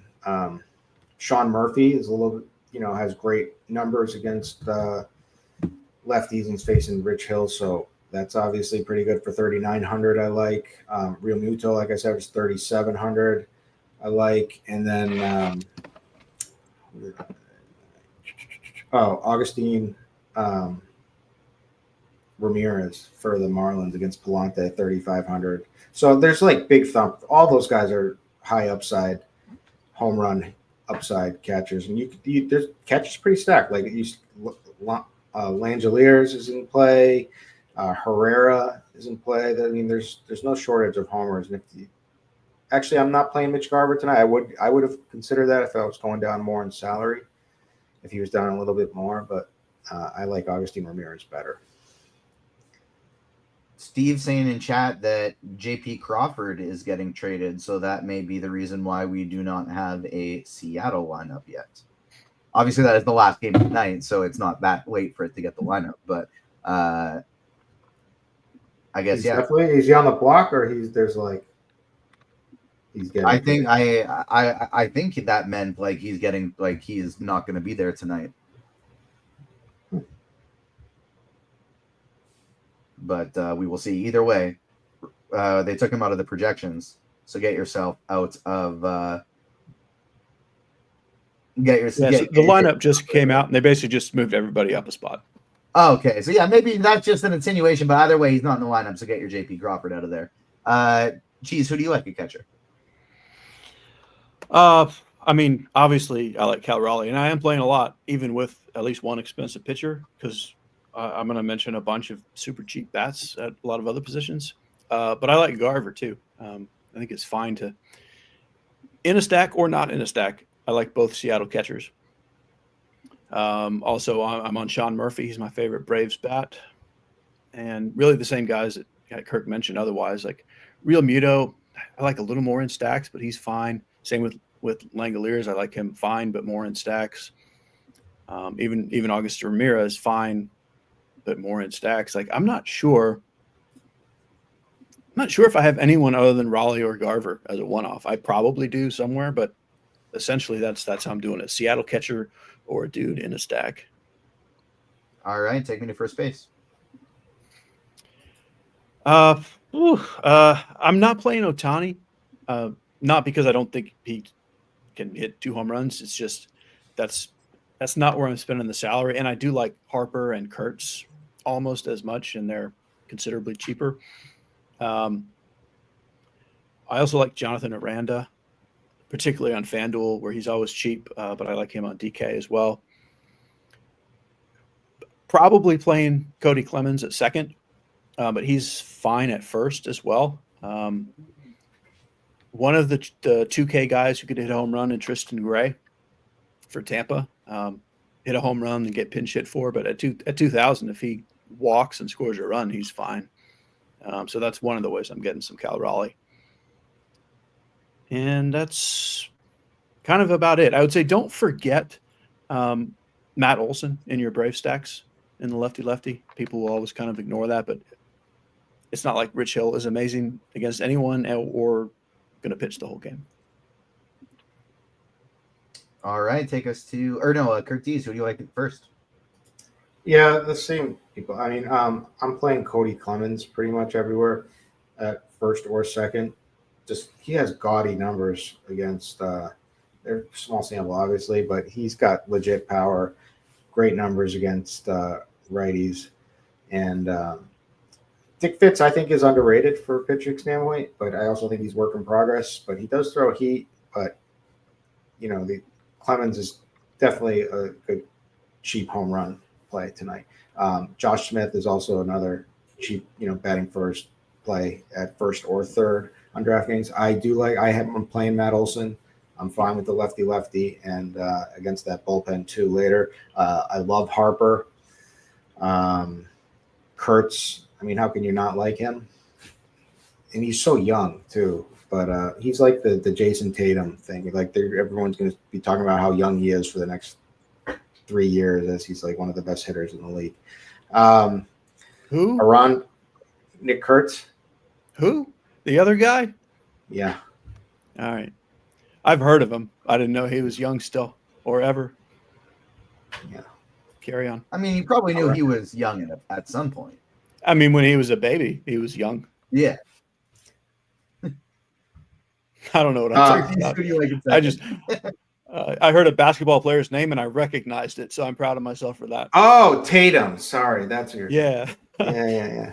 I know who he is, so I feel like I'm doing well. Yeah, you probably ship more NBA. Do you play NBA ever? Do you ever dabble in that, or do you only I won 2 tournaments in 2018. Nice. None since then. Great job. Matt Olson, like I said, Christian Walker, Jonathan Aranda, that's the end of the line for me. And then to summarize, Bryce Harper, I love for a spend. Cody Clemens, if I need to use him at first, not second, I'm playing. I like Olson. I like Kurtz. I like Aranda. And second base. All right, sorry, second.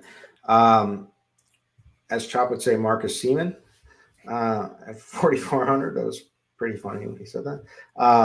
For Texas, he's had like the worst start of the season. He's just been awesome lately. So like him, Ozzie Albies has a history of hitting left-handed pitching much better. So I don't mind him. He's only 3,800. Like I said, Cody Clemens, if I need him to use him at first or second, he's definitely going to be in my lineup in one of those spots.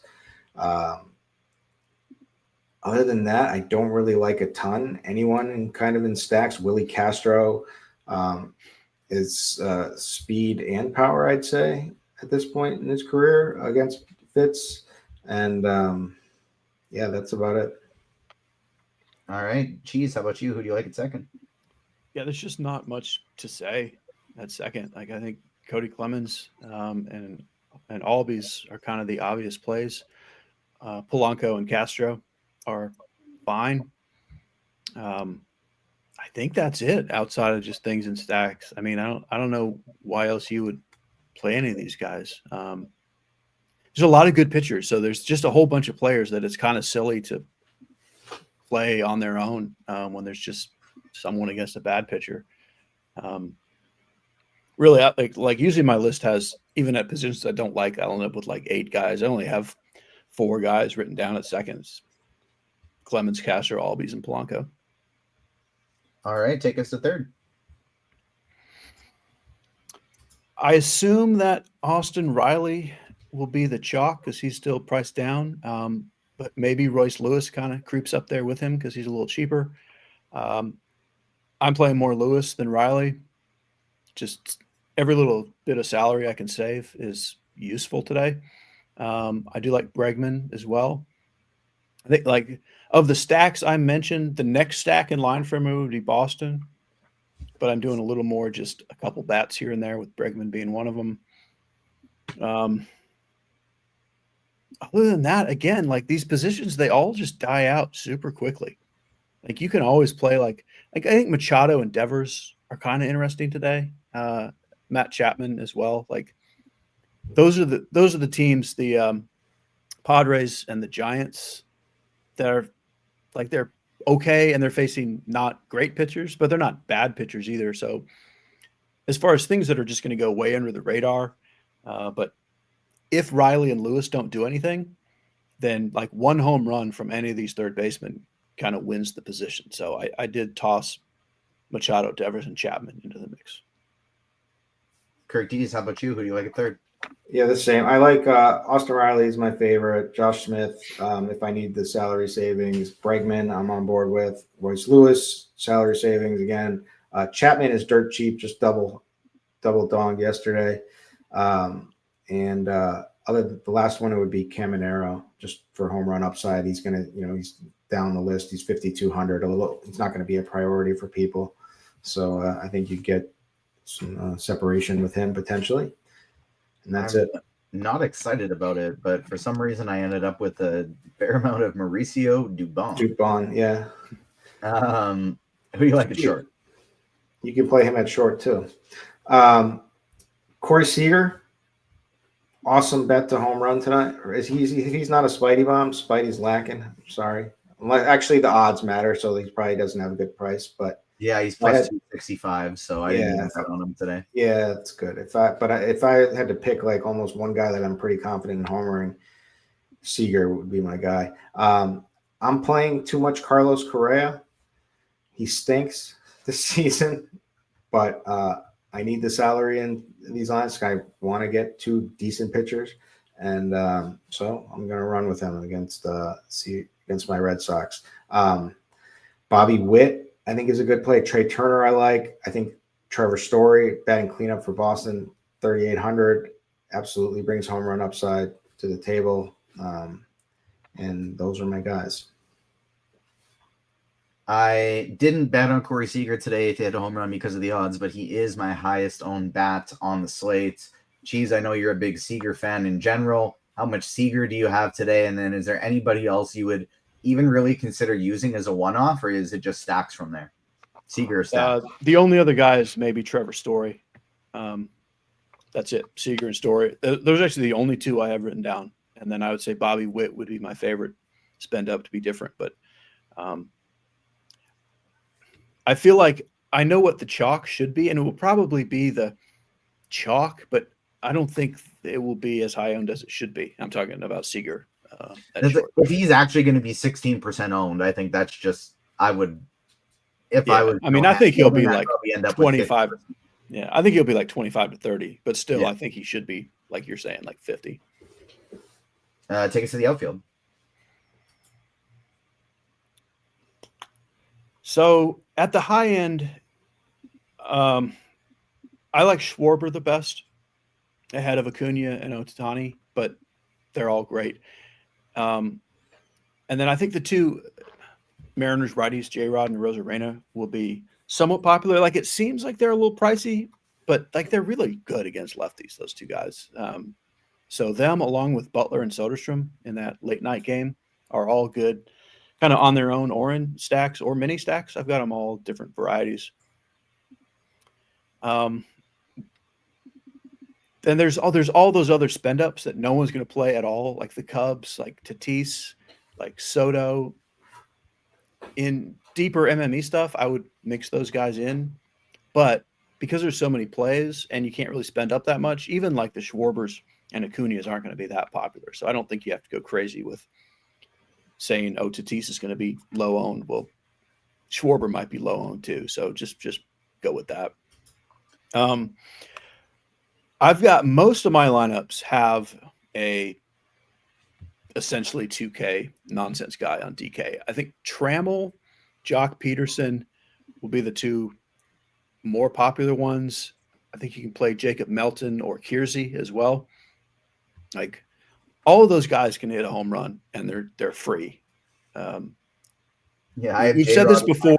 Owned outfielder, and then my next three are Peterson, Trammell, Melton. Yeah, like it never ends well, but if this is the right matchup for Jock Peterson, a low strikeout righty.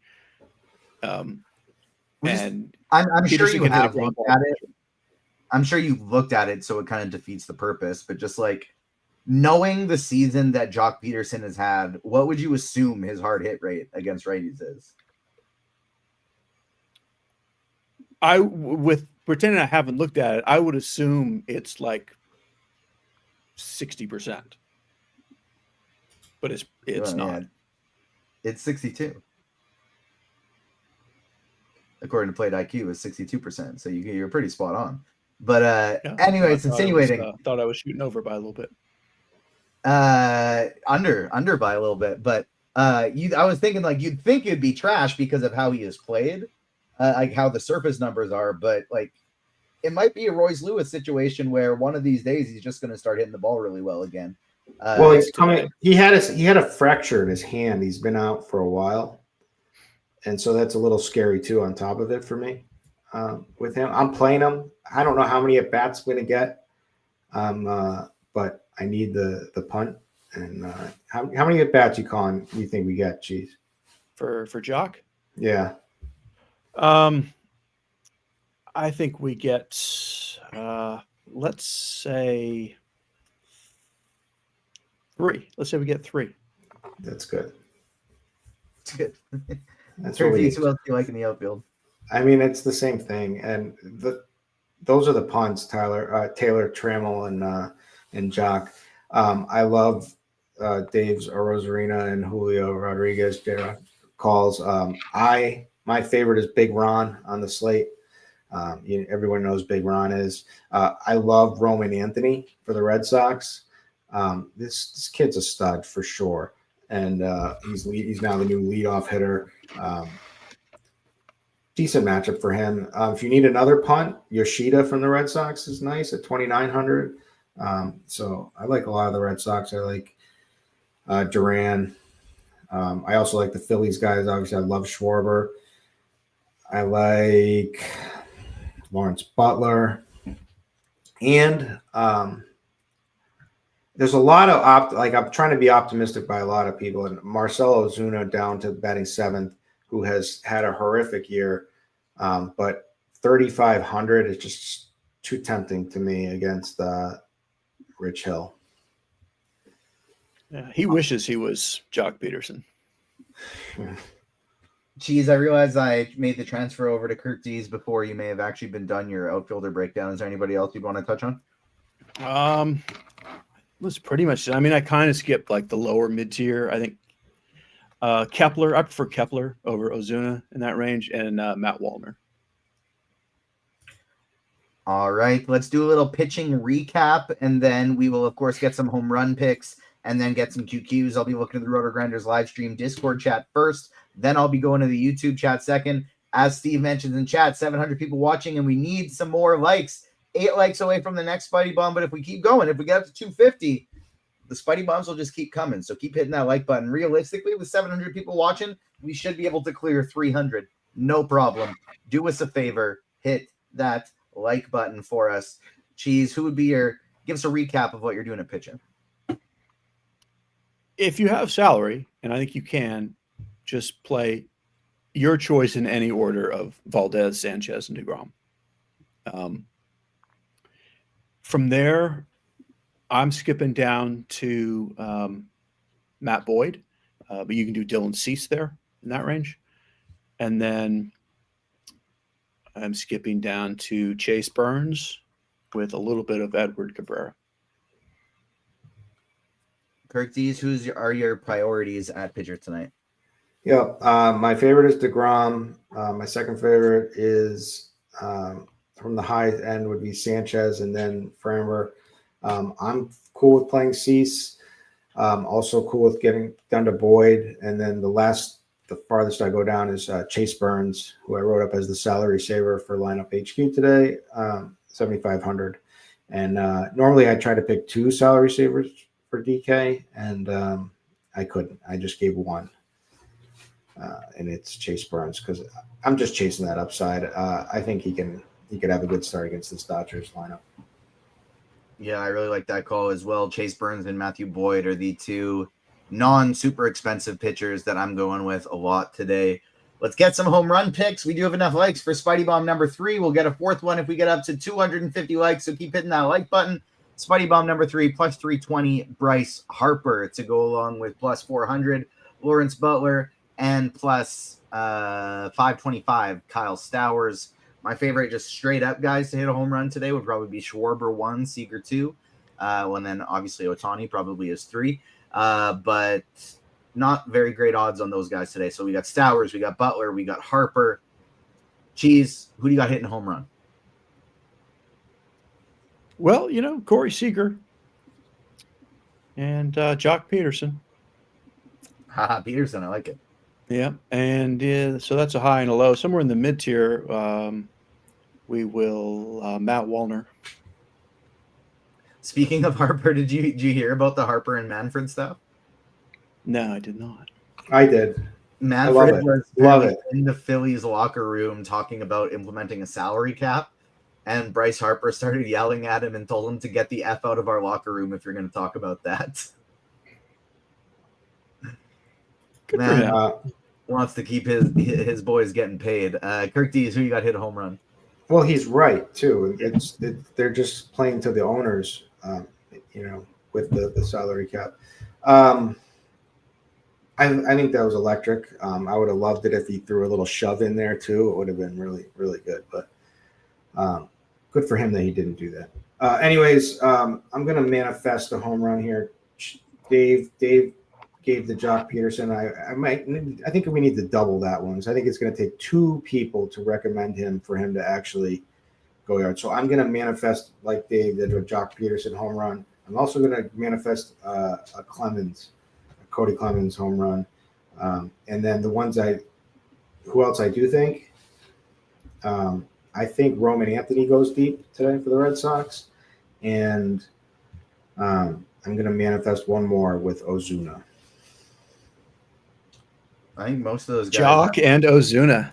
Yeah. This Making me is feel good to be old. Well, I should have said Taylor Trammell. So the best you can find Jock to hit a home run is plus 350, but Ozuna is. How is he? That's a horrible bet. Yeah. So that's a DFS play. DFS homer, not a bet one. Yeah. But Ozuna's plus 525 and Roman Anthony plus 680 to hit a home run. So nicer bets on that side. Jock Peterson maybe just a DFS side of thing. Let's start taking some QQs. We have 10 minutes left here until lock. So we will make sure you get your questions in. I'm going to the RotoGrinders live stream Discord first. Then I will go to the YouTube chat. With Crawford out for Seattle, is there anybody, Cheese, that you're worried about in that lineup for pinch hit risk? Or is there anybody that becomes more safe with Crawford not playing? The only thing that changes is maybe Dylan Moore becomes more safe. That's it. Peterson or Trammell for DK Cash, Kirkdiese? They're very similar. I guess I would say. I really don't know. I guess I would say Trammell, but they're both super similar plays. Cheese, FanDuel Cash, Trammell and Ohtani or Duran and Acuna? Duran and Acuna. DK GPP, Colson Montgomery or Miguel Andujar, Kirkdiese? Sorry, repeat that. Olsen and who? Colson Montgomery or Miguel Andujar? The first. Cheese, can you rank 1, 2, 3 Melton, Peterson, Trammell, and which do you think is going to come in at the highest owned? For cash, I would rank Trammell first. for tournaments, I would rank Jock first, and I think that's the order too. I think Jock will be the highest owned in tournaments. Trammell will be the highest owned in cash. I just placed a Robert Anthony home run bet. Did Kyle Stowers' illness scratched on Monday? That's disappointing. Spidey didn't know this? He didn't know he was sick. He didn't see this coming? No, he thought he was gonna flu game it and hit a home run, but I guess not. I guess Stowers doesn't have the power to play through the illness. I'll try and get another one for you guys. Don't worry, but we'll have a replacement Spidey bomb here before we hit lock. But next question on the board: FanDuel Cash, Jock, Trammell, or Clemens? That's definitely Clemens. Clemens is I like the Clemens the best. clear one there. On DK, it's just a little bit different because of how cheap Jock and Trammell are. Cheese Canzoni or Dylan Moore as the last part of my Seattle stack? I would go Dylan Moore. FanDuel GPP, who is your favorite pitcher over there, Kirkdiese? It's Burns, actually. All right. DK Cash Cheese, Austin Riley and Masataka Yoshida, or Royce Lewis and Max Kepler? That's very close. I would do Lewis and Kepler. Ty France or Christian Walker? I have mini stacks of each team, Kirkdiese. Well, I'm going to have to go with my friend's Chopper's knocker. Ty France was one of them, wasn't he? A twin knocker tonight? He was. I got to get my lineup swapped out, get all the Kyle Stowers out of there. And thankfully, I can just switch it right to Randy Arozarena, since I liked him a bunch anyways. And so now Randy Arozarena, I think, just because I'm swapping all my Kyle Stowers to him, is probably going to end up being my highest owned bat on the slate instead of Corey Seager, just because I don't want to have to rebuild everything here. Let's go maybe plug him in there. And we are all set. Lineups adjusted. We don't have to worry about that anymore. On to the next question. DK large field. What do you think about an A's 5-man stack with a Twins mini stack? Cheese? I'm on board with that. Royce Lewis or Josh Smith on DK, Kirkdiese? Ooh. I'm going to say Josh Smith. DK GPP Cheese, you want Cabrera or Burns? Burns. All right, and now I was just thinking about it. Now that I'm swapping all of my Kyle Stowers, Randy Rosarena's not even plus 300. He's plus 285. I gotta find another Spidey Bomb sub. They're just killing us with home run. These home run odds are not very good today, so it's tough to actually find one that I like. What do we think here? Do we want Ohtani and Jock or Acuna and Austin Riley? FanDuel GPP Cheese. Say that again. Ohtani and Jock or Acuna and Riley.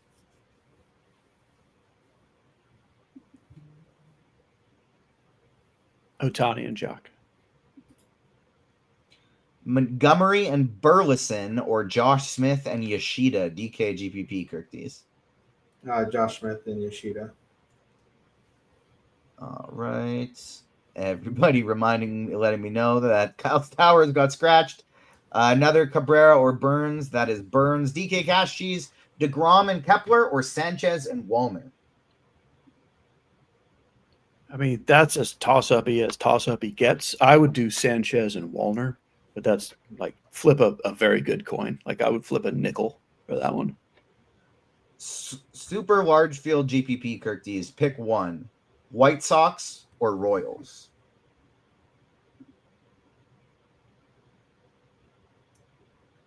I don't have either, but I know Sanchez. I'm not pitching it. Lights out, but I don't think it's ridiculous to play the White Sox with how good they've been playing and how ridiculously cheap they are. Like you could do DeGrom, Valdez, White Sox stack and still be able to get an Ohtani, Schwarber, and guys like that in your Rally, guys like that in your lineup.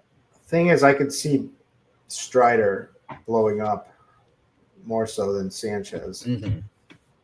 So me, I would take the Royals.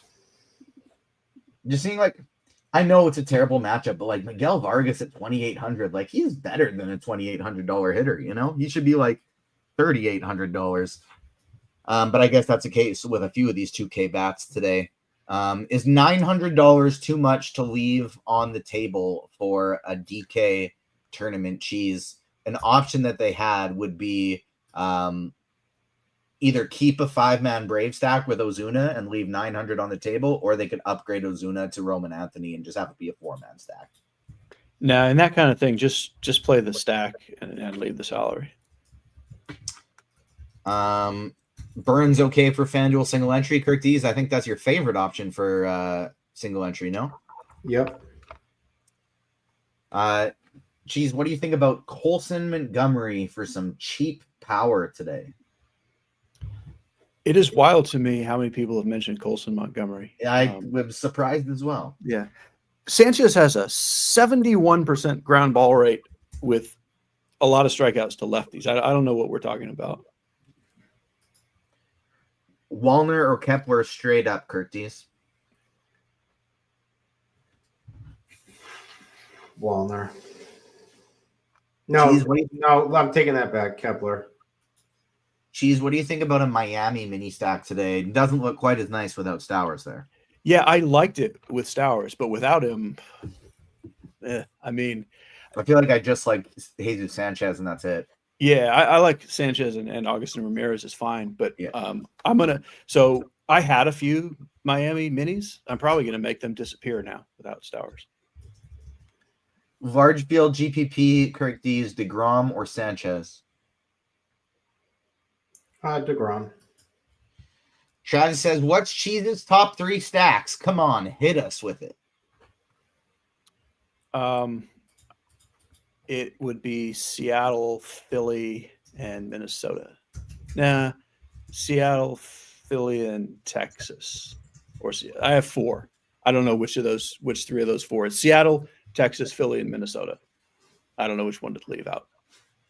FanDuel single entry, Kirkdiese, Garcia, or Evan Carter in your Texas stack? Oh, play Carter in the Texas stack. I know they're both fun. They're both really both have similar upside, but go Carter tonight. All right, we have run out of questions, and we are about 30 seconds left here up until lock. I guess I will go with my substitute Spidey Bomb for Kyle Stowers. We will go JT Real Muto at plus 650 today as Spidey Bomb number 3. So we got Lawrence Butler at plus 400, Bryce Harper at plus 320, JT Real Muto at plus 650. Full disclosure, I did not get that bet in myself personally, but I do really like those odds for JT Real Muto. We have reached lock. We have, let me see, double check. Any last minute questions here? Still time to bet on the Roman Anthony. Roman What was Anthony home run. Still time to get those bets in for the Roman Anthony home run. Cheese Might even be first at bat. Rank your favorite A's tonight, Cheese. It's definitely the power lefties first. I go Kurtz, Butler, Soderstrom.